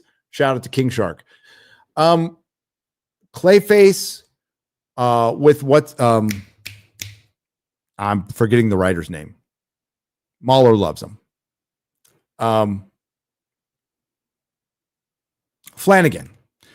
Okay, do you move forward with it because Flanagan's writing it? Sure. But I think you wait till after a Batman movie. So now you have a Batman side villain entering the DCU. It's not Elseworlds before Batman. I think that's just, if you're wanting to build a universe, that's dumb. It's not dumb getting Mike Flanagan, who's been proven to be successful at other places, do that movie. You still do it. I think you just make it Elseworlds. I would have Mike Flanagan write a Swamp Thing movie. Now that's a character that I would introduce early over Clayface. If you're giving me a choice, which you're not, but I'm going to say you are. If you're giving me a choice, do a Clayface or Swamp Thing, you would do a Swamp Thing movie. Swamp Thing has great potential, great storytelling potential, great character from some great comics. And I know Alan Moore's a commie wizard, but man, he did some good Swamp Thing. That was good shit. He's a commie who thinks he's a wizard. He's a communist wizard. He's a grand wizard. Oh, sorry. TJ Jordan, 4207 for $10. I'm willing to forgive Nintendo for being so greedy just for going against the wokes by casting a biological female for the live action Zelda movie, but I'm not buying the overpriced Nintendo Switch 2.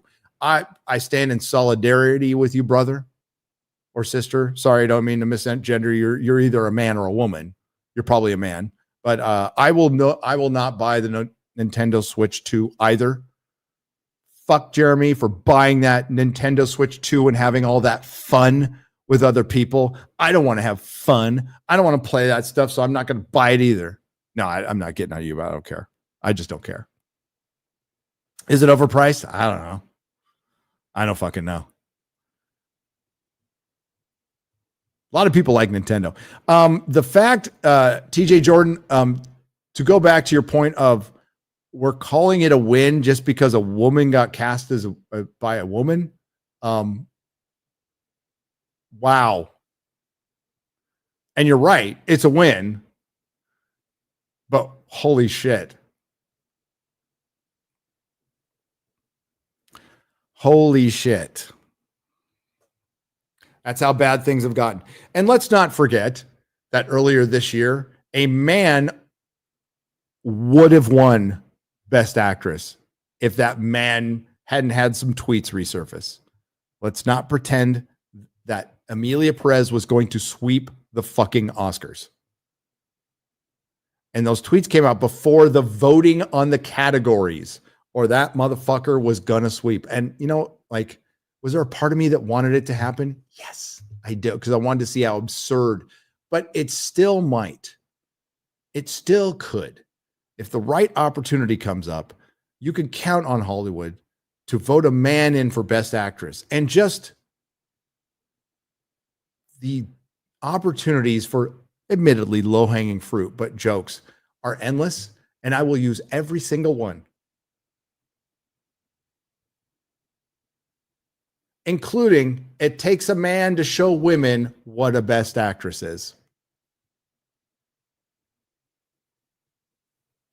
I wouldn't leave a joke on the floor. Not once.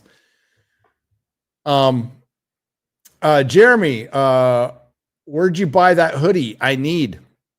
Which hoodie was he wearing? Was he wearing a Geeks? Didn't they just offer up a hoodie? I think it was something with MAGA. It was red. Oh, it just says "Make America Great Again." Maybe. Isn't there a MAGA shop? Yes, there should be a Trump shop. Yeah, because there was little pop-up Trump shops everywhere during the election. We almost went to one. Remember? Oh yeah, it was so far away. It was too far away, or we would have gone. Yeah. Go to D-Day Cobra and hit them up. But I'm pretty sure it was just a "Make America Great" hoodie. Yeah, bro, I can't wear red for some reason. I think it's because I'm too white. Jeremy pulls it off good because he's got kind of like that Alabama hick sunburn going on all the time. The fucking Florida hick sunburn kind of matches his hoodie, his bald ass head. Just kidding, he's not bald. So glad Takeaway TT didn't direct Guardians 3. Yeah, Guardians 3 better than Superman. Better than Superman. Hail all! I'm excited for Tron. I am too. Ryan loves black cocks and vodka.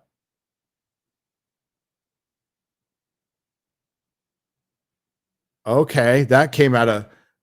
How do you go from I'm excited for Tron, and then you go right into Ryan likes black cocks? Now, he likes vodka. That's for sure. Just kidding. Love you all. Ulster East Belfast salutes you, Ulster. Stop the boats. Hail Belfast. Going to be in Europe soon. James Gunn talked about bad movie fatigue and makes a bad Superman film to top it off. Can see that it is bad. What? Well, he thinks he did a work of. I'm not going to say he thinks he did a work because if you listen a work of genius, because if you listen to his interview, he's like, it's just a silly comic book movie. The Pixels 2 trailer looks rad. Oh, you're talking about Tron Ares. Tron Ares doesn't. Okay, it's got a problem. It's got a couple problems. It's made by Disney. It doesn't feature the lead character Tron, and starring a cult leader who thinks he's Jesus, like sexual Jesus. But the movie looks pretty good. We'll see. Great potential for girl boss fuckery, though. Pedro Pascal is such a beta, always touching and leaning into his female co-stars while protecting his Hollywood masculinity, in quotes. What a snake in the grass. A sexual Jesus.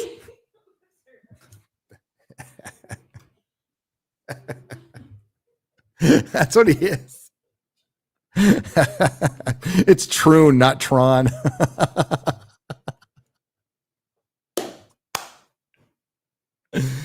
Oh, Taika Waititi is Timu Wes Anderson for modern audiences. Yeah, Wes Anderson's not even Wes Anderson anymore. I read Woman of Tomorrow, the comic book of Supergirl movie, 100% unlikable girl boss with pretentious dialogue. What the hey is James Gunn doing? Yeah, it's Tom King, man. It's Tom King. Give Dredd to Joseph Kaczynski, billions dollars. He'd be better than most. Yeah, Jared Leto is sexual Jesus, by the way. Jared Leto. At least Taiki no longer has his hands on Akira. Sorry, Akira fans. I'd rather him fuck with Akira than Dredd. I am the LOL, says Ministry of Wrong Think. That's pretty good. If you don't use the F slur, you can call them a bundle of sticks or ask if they want a British cigarette. A baguette. A baguette. If Pedro says daddy in the movie, I'll ultimate nullifier myself. And what's going to be the ultimate nullifier? What's it going to be? Are they even going to use it? By the way, the MCU's Namor would be his wife's boyfriend, no doubt. Yes. Namor. Can James Gunn make a clean slate DCEU with absolute beyond regular Batman, Flash, Martian Manhunter, not gay, Cyborg, Teen Titans, Brave and the Bold, Rebirth, a proper Flashpoint, and Bat Metal movies? Drop Flashpoint and Bat Metal, because they just did a very bad version of Flashpoint in the Flash movie. Flashpoint is something you do for the Flash way into an established Flash. It is not something you lead with. It's not something you lead the DCU into. It's a fun little side story. I don't love it as much as everybody else does. But Flashpoint is not anything that should be in anybody's mind in the first decade of establishing a DCEU. Bat Metal, don't ever do Bat Metal. Don't ever make an animated fucking, maybe they did, I can't remember. Elseworlds, do not have it in the DCU at all. Everything else I'm for. Give me Flash, Martian Manhunter. I don't know. I hate the look of the Absolute Batman. I know people are loving it. I can't stand the art. Looks terrible. Tiny heads. But Batman Beyond someday. Fuck yeah. Fuck yeah. But if you're establishing a DCU, like, you need to establish Batman, Superman, Wonder Woman, The Flash, Green Lantern, Green Arrow, the basics first. But Green Lantern's going to be Jon Stewart over Hal Jordan. That's what the focus of the Lantern show is going to be on. They're starting with Supergirl, Clayface, Peacemaker season 2. Very odd choice. Silver Surfer should be the Oscar trophy. Yep. As a matter of fact, the Bowen statue looks like it. Don't forget a horrible con in JJ Trek. Oh, fuck. Yeah, that's what Skydance gave us. I'm just here for Az. Love you guys. Says Litton 25 for $20. Thank you. Inspector 7,000 for $4.99. If DC were to bring back the CW actors for their roles on the big screens, I'd pick the Flash, Green Arrow, and Constantine actors. I'd roll with Constantine, like a proper Constantine. Fuck yeah. Paul, put Ryan in charge of DC, or at least Superman. Yeah. Great show on Revolutionary War called Turn. Really good. True story about Washington spies, says Rise Tile $4.99. I'll check it out. Pronoun Beaver for €5 says, Gary, you're an inspiration. Been celebrating my sobriety tonight with my wife. My wife surprised me with our next addition to the fellowship. Thank you. Oh, whoa. Making babies. That's good. Sobriety provides opportunities, many opportunities in life, like actually living it.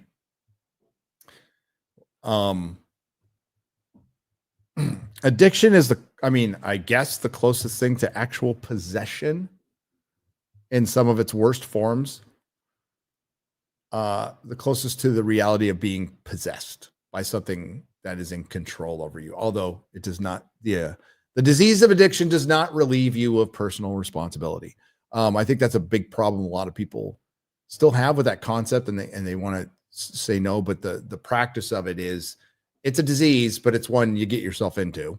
It comes from a conscious decision, and it does not relieve you of responsibility at all.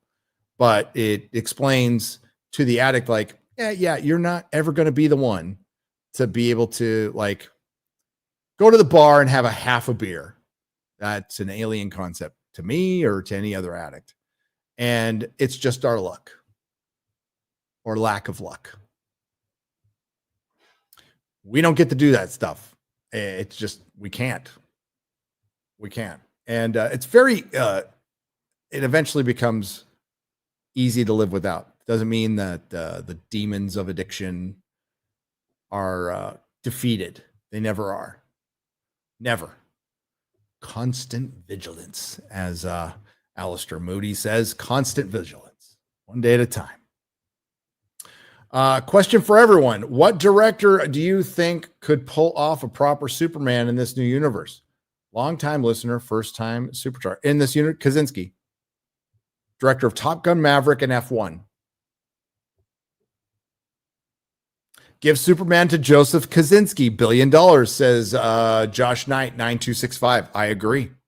Henry Cavill as Batman will be epic. Just do it. It'd be interesting. They're talking about Alan Richardson, Reacher. I think he'd be a good Batman. He's a fucking dipshit in real life. Son of Vision for $5. A Long Halloween adaptation would have been a perfect between the Batman and the Penguin. Matt Reeves' Batman world is perfect for it. It is. And I think that's what a lot of people thought they were doing with the next one. And maybe it is. You do a Long Halloween. It would have been better between, but whatever. You do a Long Halloween, you release it around Halloween. That'd be fucking. I watched a Midnight's Edge video recently, and his take on Superman's low international box office is superheroes are an American thing and not big in Europe. I would like the panel's opinion on this, please. That's not true at all. People from Europe can educate me on that, but what I've seen, I've been to a lot of European comic stores.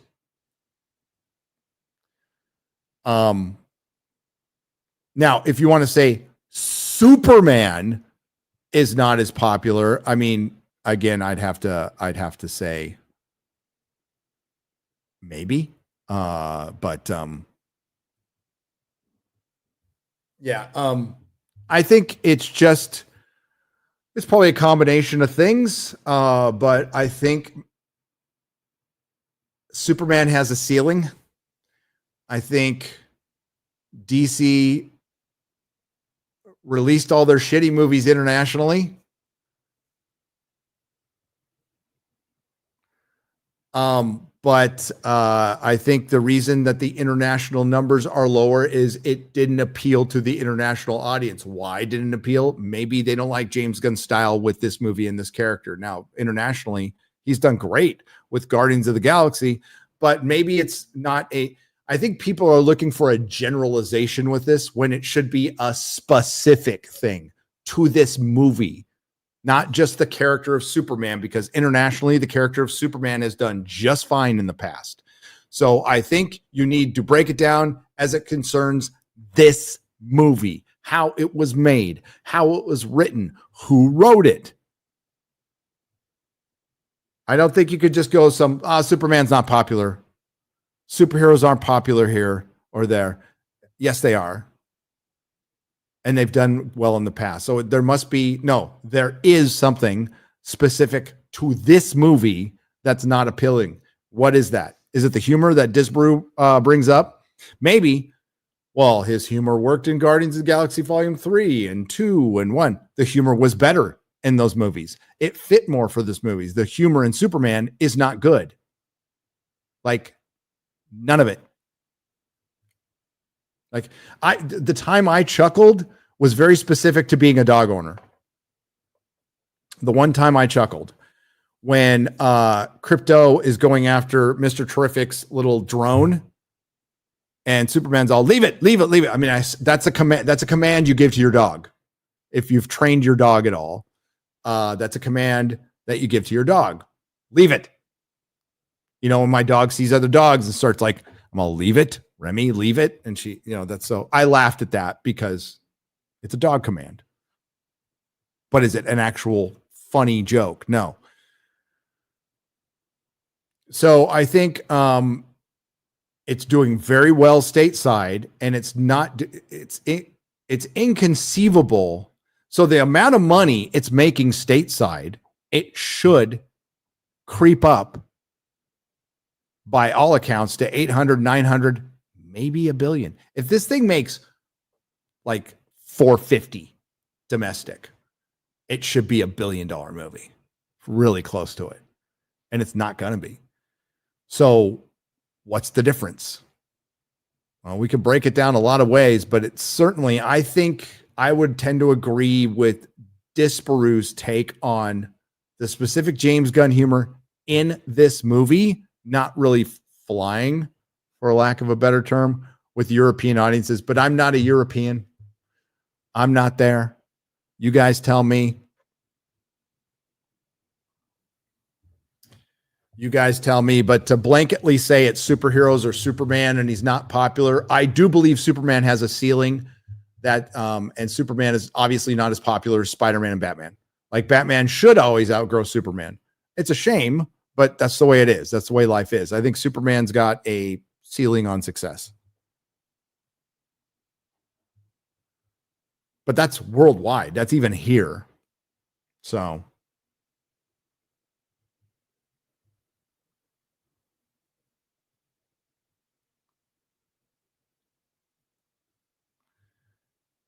But I think it's more than that.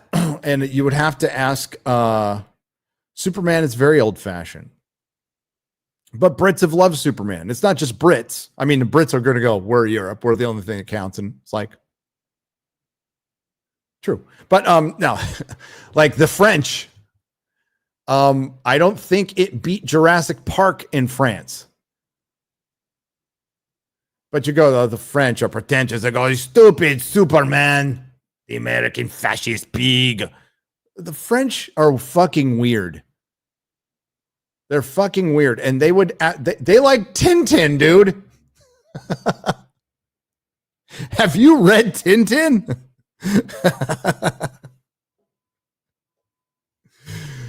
Oh my God. The shit the French like, it's like, no, it's not because it's too American. So, yeah.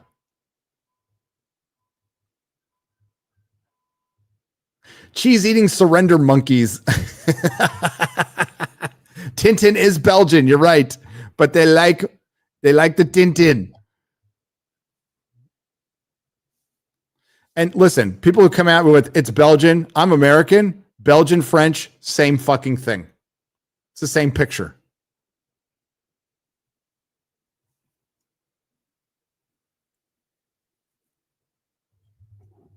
I like the Tintin movie. I do. It's wacky. But do you see who's like involved in that Tintin movie? Who is involved in like producing it? Steven Spielberg, Peter Jackson, Stephen Moffat. All worked on it.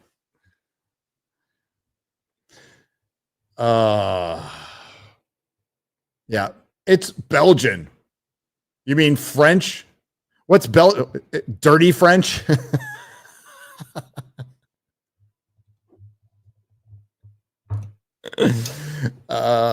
Dude.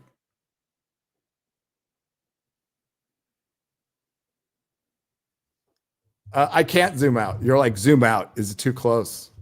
What, you wanted to see the empty room? Confused French.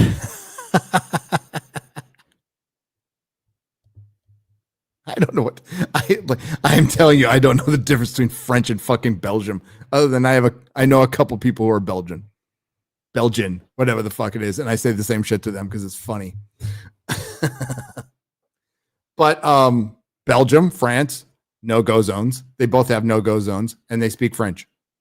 And their big cities don't have Belgians or French in them. What's the difference? French fries. You're right. There's no Belgian fries. But there's Belgian waffles.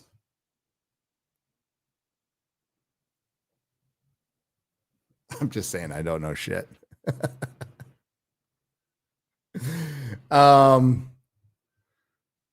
Yeah, they'll both be Pakistan by the end of end of the century.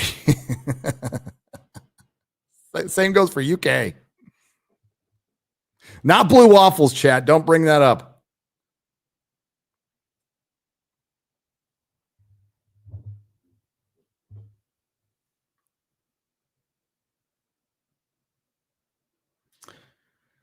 Thankfully, Clobby missed having to see this Superman. Yeah, and rest in peace, Clobby. We miss you, buddy.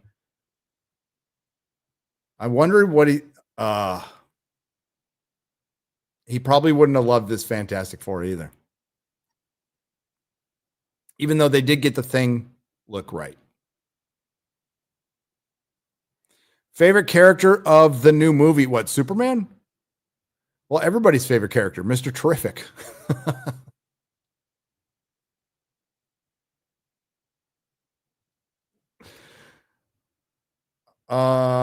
One of James Gunn's first writing credits was for Warner Brothers in 2002 for a rated R live action Scooby-Doo movie. His Superman being so bad makes more sense now. He wrote Scooby-Doo. It still came out. The first one of the sequel. I liked them both. I like both the Scooby-Doo movies. I think that's fine for James Gunn. I like Slither. I like a lot of James Gunn stuff. I do. Waffles are better than French toast and pancakes. Man, don't make me choose. What was that? No? What's better? French toast is better, says Mrs. Nerdrotic. What's better? Waffles, French toast, or pancakes? Nerdrotic Jr.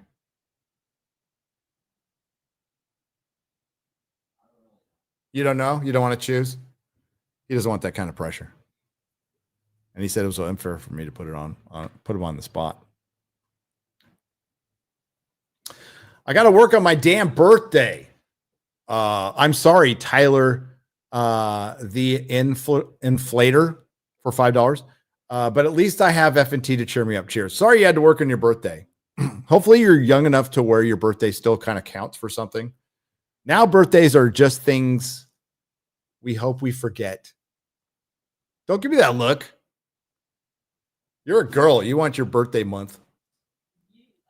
I don't like my birthday. Whatever. James Gunn is the Zoran Mandani of DC Comics. Says Lofty Pixels prolapsed. Where is Lofty? Prolapsed PP. Prolapsed PP. Why Lofty hasn't been around for years now. What happened to him? Is he alive? Has anybody done a wellness check? I know I'm asking like 3 years too late. Has anybody done a wellness check on Lofty Pixels? MCU Phase 1. They had superheroes in different genres. They did. They absolutely did. Some call me an istanophobe. None call me liar. Ah, there you go. That's good.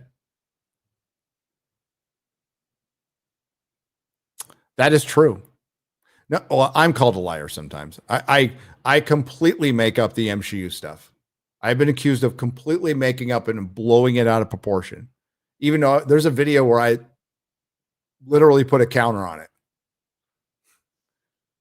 I go over major characters. Now, where they tried to debunk it is they were bringing in like little side characters. But the thing is, I could play that game too, and it would still be 2 to 3 to 1 women to men.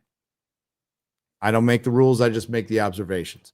But there's a video I did about 2 years ago where I put a counter on it. It was 2 to 3 prominent female characters to every male character. Pedro Pascal as the French. That'd be great casting.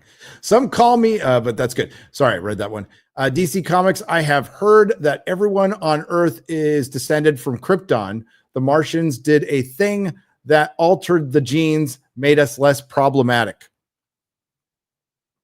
The kids, and that was from Super Mastermind 732, Mr. Lucky Saddam for 10 British pounds proper money. The kids break up this week for summer holidays. It says halls in the UK. They should have released this week here. Family movie made for a time when families are on the decline. Right film, wrong time. So your summer vacation didn't break in the UK until what? A week ago? Well, then it should do better in the second week, right? I heard Supergirl box office is projected only to make 83% of what Superman makes. I think that's a bit high. Snacks. I think that's a bit high. I think it makes 60% of what Superman makes.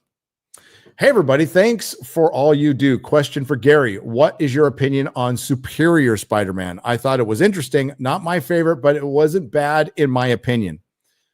Conceptually interesting. I ended up hating every second of it.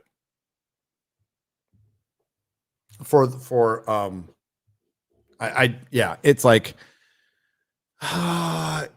that's when they like Spider-Man fucking died after one more day and they just fucked it up and they killed the golden goose. They did, which is sad.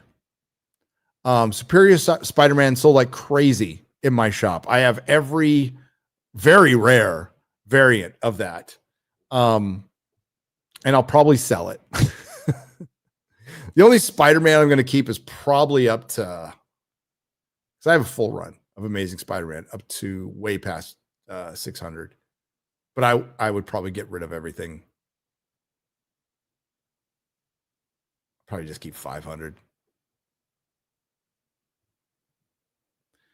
Yep. Moo Boy for $10. Hey, everybody. Thanks for all you do. Question for Gary. What is your opinion on... Oh, I read this one already. I read that one already.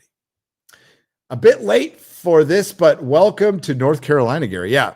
And best diverse crew. Where the speed limit sucks, yes, it does, and the best fireworks are outlawed.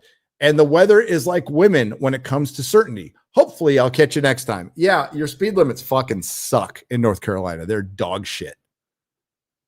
Like California speed limits are better than yours. That's gay. That is gay. You know, it was great. We're driving. Whoops, almost knocked it over my balls. We're driving up West Texas and we hit speed limit 80. Fucking brilliant. Because, you know, you got a cushion. Cops will tell you no. But you can go 87, 90 then. And we're just fucking flying. And it's like, God damn.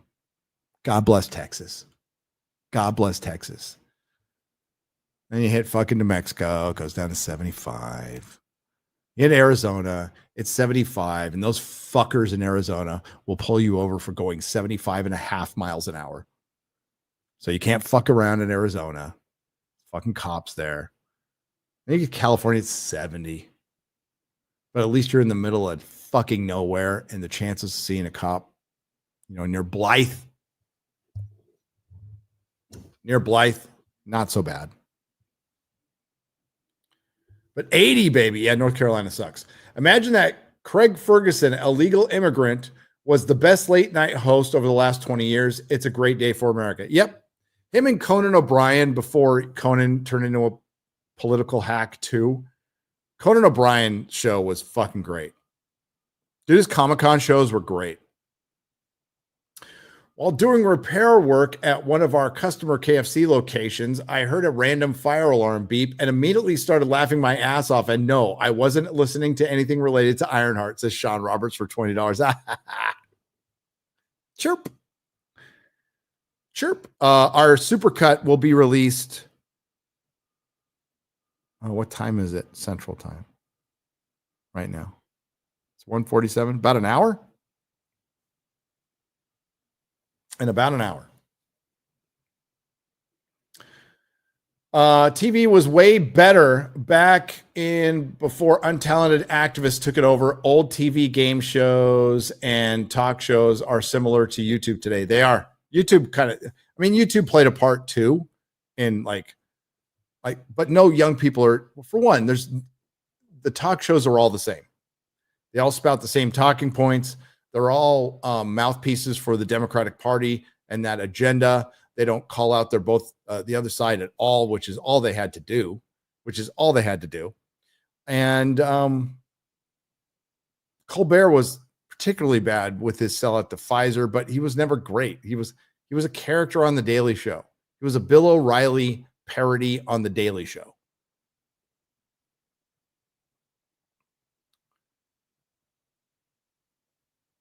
Check out our great new sci-fi movie called Nixie, a seed and spark doot coom /fun/ Nixie. Truly independent and based filmmakers trying to fill the void left by Hollywood. So it's called Nixie. Go check it out. GL Wilson for $17. 17 years ago today, The Dark Knight came out as of recording on Friday. Who saw it opening night? I did. What was your first impressions? Also, compa question. How much would Superman's autograph be worth? Oh, actual Superman? That depends. He probably autographs a lot. And he's not going to die. So I would say not as much as maybe like getting Batman's autograph, which would probably be impossible. I can't see Batman giving an autograph. I saw Dark Knight early at a screening, and I saw it opening night. And I also went to the IMAX I Am Legend. I can't even remember the movie it was, to go see the first, 15 minutes or 20 minutes of it. So yeah, I saw it early, and my impressions were, holy shit, this is fucking awesome.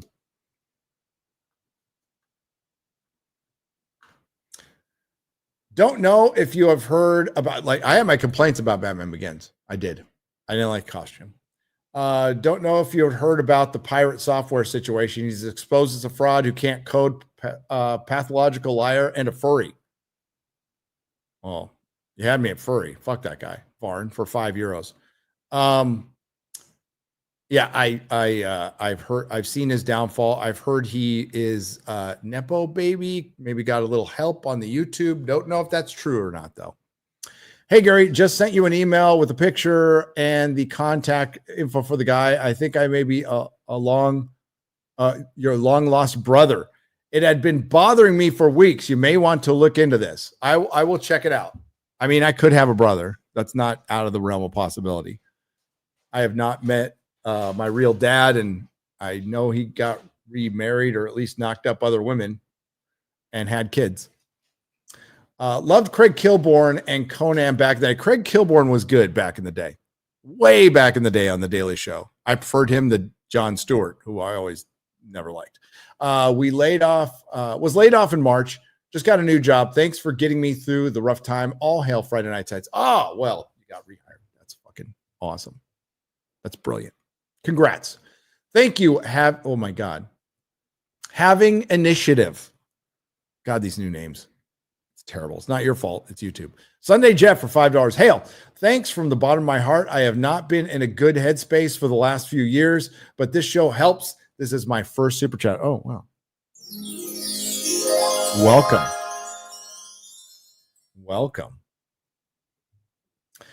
Lee Bermejo, DC artist, put up a very interesting Instagram story about Stephen Colbert earlier regarding his influence on Batman Damned and DC Exec. Really? I'll have to look at that. Really? On Batman Damned. Penis Batman. Who in chat remembers late night host Lily Singh? Oh, I do. Maybe Colbert can get a job with PBS or at least NPR. Wait, what? Guess he'll have to learn the code. So have you guys submitted your resumes and audition tapes to CBS yet? No. Mark Daly for $10. I mean, the pay's good. $15 million a year, but I'd rather die than push Pfizer. James Gunn's Superman is the #1 movie in America, and critics are raving. Gary from Nerdrotic proclaims it's better than prison butt sex. I wouldn't know. Savvy's Superior Sausage donated that for $4.99. Man's Field Time for $5. Calvin and Hobbes was my first comic collection. Then I got Dinotopia and the Katuran Odyssey. Amazing art and a good story. Calvin and Hobbes. Hell yeah. Hit the clap button again for Colbert cancellation. Hell yeah. The world is healing. Maybe not in the way we'd like. It's not as fast as we like, but yeah. For the lights and the curtains, love you all. Even crazy old Shad and his Cindy Twilight shenanigans. Says English Batchers. Even Shad, you love. Gary, will you buy your book in September? Or Gary will buy your book in September. It's not a question. As we'll have to buy your book later if possible. My finances have changed and I can't afford it at the moment. He's fine. I think there'll be other ways to get the book. But Saints and Sinners did very well. $500,000, 12,000, 13,000 books sold. Yeah, killed it. Absolutely killed it. Well done, gentlemen. Big the Butcher said 1979 for £5 British. They said Superman was an immigrant story, and for once they are correct. An immigrant coming illegally to our country to rape our women. Sounds bang on. Yep. Gary, and that is from Big the Butcher, by the way. DeMille for $5 says, Gary, were you trying to look like Kiefer Sutherland in the 80s? No, he was trying to look like me. First time super chat. Been watching for a while. Just wanted to say I appreciate you all and God bless you. Thank you. Hail to the fellowship. Also, when are you going to have Grizzy on as a guest? I love Grizzy, by the way. Love stuff is so good. He is the king of roasting the shills. He is. Austin Gonder. Thank you for the $19.99. Subscribe to Grizzy. Sagnur T for $5. What are we? Some kind of fantastic foreskin? Right? No. Wrong button. About the I Want It All bundle for your book, Gary. Can't wait. Oh, awesome. Thank you. Cheers. Your story on Unsub was also amazing. Also, free ABF. YouTube is being a Ryan Kindle word and won't even have a person review. That's bullshit. Well, yeah, YouTube it's been really wildly inconsistent lately. Like there's a lot of stuff that they haven't bothered me on at all. But then they're nicking channels for fucking nothing. It's weird. Like Alec Baldwin's finger had his channel, like a stream taken down. And yeah, it's AI. But yeah, good luck getting a person to actually look at that stuff. Will there be an audiobook version of your book? I'll pay double, Gary, I'll pay double if Gary has to read it without being able to edit out his illiteracy. Oh, dude, that would be a 9.5-hour audiobook. Superfly 1, 2, 3, 4, 5. I like the Zelda and Link casts, but the writer is Black Snape of the Zelda movie. Record of Revenge of the Sith and the Jurassic World movies. I don't know about the writer. I wish all the Nintendo fans luck with the Zelda series that's going to try to be Lord of the Rings. Good luck. I was excited about Tron Ares before I saw the new trailer. Now it looks like DEI girl boss garbage. It could, listen, they've earned that, Theo Primus. They earned that. They earned your ire. Just like the people who I disagree, but people calling Superman woke. Fucking Hollywood earned that shit. Hollywood earned that shit.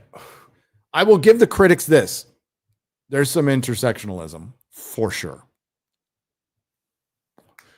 For sure. And it's just in the basis to make them relatable, we need to make him kind of an incompetent idiot.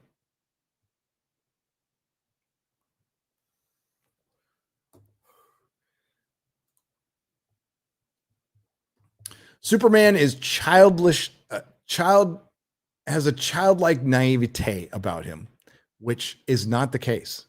But that's how Hollywood sees the flyover states. You understand? Because they're good, they're naive. A childish naivete. Because that's the Hollywood perspective. That's how James Gunn sees the flyover states. He is incapable of seeing the nuance. No, there's a quiet reserve. There's a great clip that made the rounds of Lex Luthor talking to Superman. Superman doesn't say shit. He's just staring at him. The quiet toughness and confidence. And that's another thing a lot of people in Hollywood understand. You think, what? They don't understand confidence? No, they don't. They're ego driven, but their ego is driven by a massive insecurity, which comes out in how they blather online about stuff. Like James Gunn was a little reply guy for shit. That's not confident.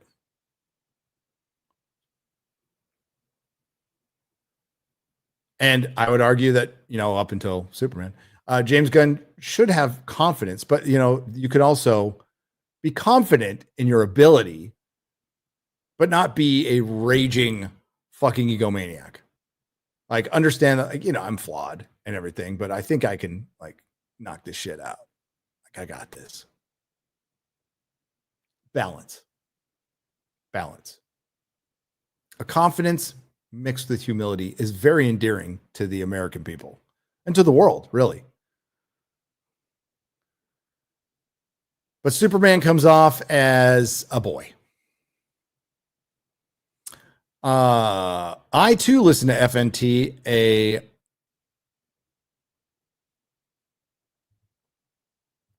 What's this, X-Ray Girl? A Nerdrotic nooner. I think it's Nerdrotic nooner from start to end whilst running, or just any Nerdrotic. Okay, all right. Yeah, sorry. A Nerdrotic from start to end whilst running. Last week you did a 4-hour and then a 5-hour show. Calm the fuck down. I'm not white. I'm not a white Kenyan.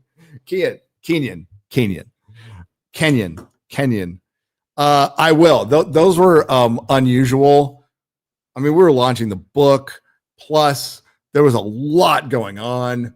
So I'm going to keep going. This one's over 2 hours. I think the sweet spot for a stream is 2 hours. It is. Will we hit that someday with FNT? Probably not. We have 9 people. But 3 hours, good. You're getting in the 5 hours and 6 hours and 8 hours, unless you're EFAP. There's always an exception. Unless you're EFAP. It depends. But hey, back in the old days, FNT, 6-hour streams pretty regularly. But I'm getting old. Anthony Butler, 4858, and thank you for listening. Friday Night Whites for $4.99. Anthony Butler, 4858 for £5 British. I can't claim to be a Marvel or DC guy. My comic is 2000 AD. Taika Waititi is a terrible choice for Dredd. Total fraud of a director. Yeah, he's honestly, if somebody said, what's your worst choice for a Dredd director? He'd be in my top 3. Zeddy Boy 86 for $4.99. Just saw F1 in the theater yesterday, and it was awesome. I laughed my ass off when they had a Mark Malkin insert and loved Pitt's epic minimal response. Yep. I wonder when Hollywood will be cured of its Pedrophilia. Ooh, TJ, soon. He will be, he's already hit maximum exposure. It will take them about a year and a half to notice. And he'll be cast in less stuff.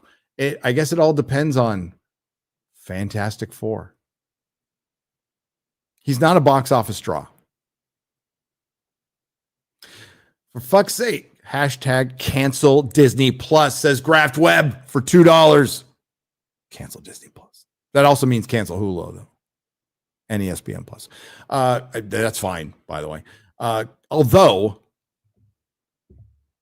Alien Earth comes out next month, and I'm going to watch it. I'm curious. It's Noah Hawley. It'll probably suck.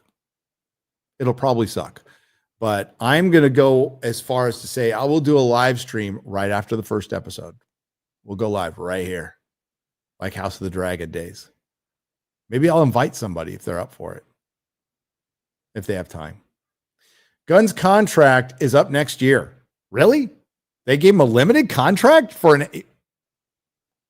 Really? If Superman fails to break even and Supergirl, Clayface, and Peacemaker all flop, what are the chances of it not being renewed? I'd say Superman. I feel like it gets renewed. Should it be renewed? Well, if those all flop, say Superman gets to 750, say it gets to 850. If it gets to 850, it's a hit. You call it a hit. If it gets to 750, I think you call it a hit. But if Supergirl and Clayface flop after that, well, you better put up that bat signal. I think they're still doing that. Josh Kelsey, 1836 for 1999. He just drops 1999. That's what he does. Can anyone remember the time John Cleese wrote a Superman comic? We truly are in clown world when the friggin' Pythons are writing better superhero stories than James friggin' Gunn Hale.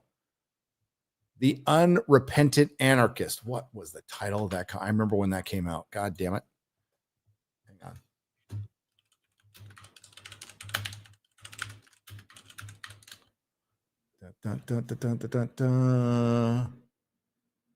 True Brit. Yes.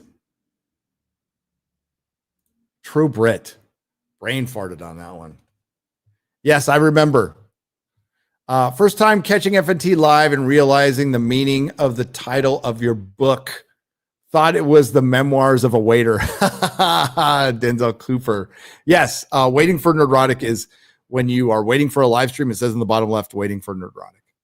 And there was also an account that said waiting for Nerdrotic. And there was a lot of people, even today, were waiting for me. Sorry.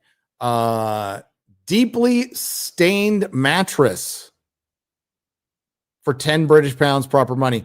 Who in Satan's name gave that human rim job the Dread sequel? The people wanting to sell the movie because nobody's bought it yet. So the only hope we have is nobody buys it. Good riddance, Colbert. You successfully destroyed the legacy of David Letterman. Yes, he did. Thor song for $10. Go to MetaPC and enter code late and gay to get a 50% delay on your delivery time. Just like Gary. Hey, Gary, who's going to play you in the movie adaptation of your book? Pedro Pascal or Zendaya? Jeffro Maddox for $2. New Judge Dredd is going to be gayer than AIDS if it gets made. I'm starting to get the feeling that F4 is going to be like that girl that's a 5. You passed up for that girl that's a 7, and you find out that the 7 gives teethy head. Wow. That sounds very specific, Alexander the Mediocre for $9.99. Is there something you want to tell us? In the internet age, late night is just not needed anymore. You're right. And politics just gives company a better reason to cancel these losers. Hail the panel and hail the chat. Yep.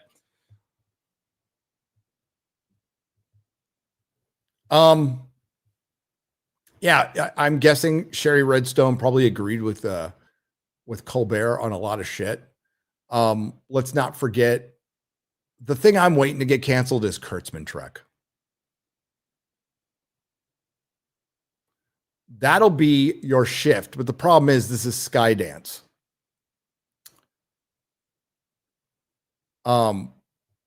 You want to see a shift to winning. Skydance comes in and goes, we're canceling Kurtzman Trek. We're not renewing his contract. And every single thing is, you know what? I love Picard season 3. I do. But for the greater good, if we just decanonize everything, fine. I'm just going to play F4, Silver Surfer, and Superman Returns on PS2 to escape the idiocy of modernity. They were cheap movie games, but better than this, says John Gets Gaming for $5. Silver Surfer is male. Paul Small, thank you for the $5 donation. I appreciate it. I appreciate it. Abomination for $10 on the Rumble side. So Superman's parents told him to rule the world and have as many women as he wants, eh? Why do they want him to be? Who do they want him to be? Super Mangus Khan? Maybe. Elmo was never the same after the Kanye episode. You're right, Waffle Master, for $5. Aruka Fire for $20. Not going to see Superman, but based on the Supergirl poster, she's going to be a disrespectful whore. How low will Gunn go before no more? Oh, looks like he's going to be gunning for a long time. And that does not bode well for the superhero movie. F these damn AI commercials. I don't care about this damn salt trick. AI can be great, but can these damn commercials are shit. Sorry, Shad. You guys are great. Congratulations on the book. Cheers. Says Gilga. Yeah, AI not popular subject. Ajay for me says, I recently rewatched Young Justice's excellent early case study of how DEI ruins entertainment. Oh, yeah. And you're singing. My son agrees. Season 1 and 2 were great. Was so excited to see it return, but stopped after season 3. Stuck in every woke trope possible. Halo's a Muslim, and B, illegal alien analogies, apartheid on Mars, Aquaman bi, etc. Would be nice to get a redo and finally tie up my boy Wally's storyline. Wally fans are pissed, including my son. And that wraps it up, X-Ray Girl. Oh, wait, we got some member chats, right? There we go. Dr. Schlurpo, who's been a member for 9 months, says, bought the book, of course. Now we're waiting for Nerdrotic. Every time you're late, I'll like an ad for the book. You would. I think I can't speak. It's the campaign ends September 26th. It will start being shipped before that. But it's still kind of little tweaks. We got to edit a couple things. Would have called the book Crackhead Chronicles. You know, it was thought about. Well, I didn't do crack. So you'd have to do Meth Head Chronicles. Yeah, but I didn't do crack. I didn't smoke crack. Honestly, I didn't smoke meth either. I tried it once. I never shot meth. I've never shot never ever shot a drug in my veins, ever. That was just too much for me for some reason. So I drew the line there. Didn't smoke it, didn't shoot it. 127 hours reminds me of the guy who got stuck and cut his own arm. Seems fitting for Marvel. There you go. TJ has been a member for 18 months. Says, Gary, you can go to the post office and request a federal background check. I had my for expungement. It's like $100 and takes about 2 weeks. Yeah, the reason I was going to get my records wasn't for expungement. It was to get my gun rights back, which you have to get your specific records. But it looks like they're proposing something that will streamline the process. I just WG sent that to me the other day. So there's going to be some, I can't remember, bill or something to where you'll be able to apply directly. And some people will get denied, but if you're in my case, you're not violent and it's been decades, you can get your gun rights back. Bought the book. Of course, now we're waiting for Nerdrotic. Every time it's late. I did that one. Dr. Sloopro, thank you. Thank you, everybody. Oh, there's some rants. Do you want me to read it? Yeah. Derek PG Baylor for $1 says, calling it now. Mahler's favorite Star Trek series will eventually be DS9, and Garrick will be his favorite character. Thoughts? I agree. Oh, damn. WG. Damn. Thanks, WG.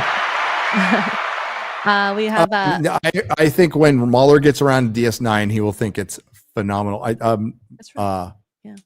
Yeah, Mahler likes the B5. So, and if you like B5, you'll love DS9. We have Mr. Twisted 72 for $1 says Pedro's trans brother wants to play Jean Grey. And Mod Eric K for $1 says wait for the special Waiting for Nerdrotic Prison Popcorn Bucket Edition if goals are met on Ripus End. Oh my god. Oh god. And that's it. No. No prison popcorn. Oh God. What about a soap? A special soap? That That would be actually kinda would be funny. really funny. That would be kind of funny. That would. I'm not against that idea. I'm not against that idea. All right. Thanks everyone for joining us today on the Nerdrotic Nooner. Future live streams are definitely in question. I pretty much can't until FNT. But you know, stay tuned. Stay tuned to the community section, or sorry, the post section now. I'm actually glad they got rid of the word community. Fuck that commie word. Yes, Nerdrotic bathwater prison soap. There you go. That works. That works. And we'll see you all again soon. Thanks for supporting the book. Thank you to the Modrotics. Thanks to everyone who left a super chat and donation and helped support the channel. I'll tell you all about what's happening. On the gun rights thing, it's not violent. Violent felons, probably who used a gun before, will not be allowed. They made very specific that some people are not going to be allowed. Right. So if you've probably like beat the shit out of it, like if you've committed assault, stuff like that, probably not. Probably not. All right. So thanks everyone who supported the channel. And we'll be back soon. That's all I could say. And keep an eye. Friday Night Tights, we got Mahler this week talking about Fantastic Four. It's Fantastic Four week. So we'll be heavy on the Fantastic Four stuff. If I do some rando stream in the middle of the night, that's a possibility. That's a possibility. But I'll tell you all in the next couple of days what I'm up to today. So have a good day. Who's streaming? Anybody streaming? X-Ray Girl? Okay, let me see if there's anyone we can raid. We got Cobra Cast. So Go raid Cobra Cast. Yeah. Go say hi. Go say hi to Cobra Cast. Go get them. Take it easy, everybody. Bye-bye.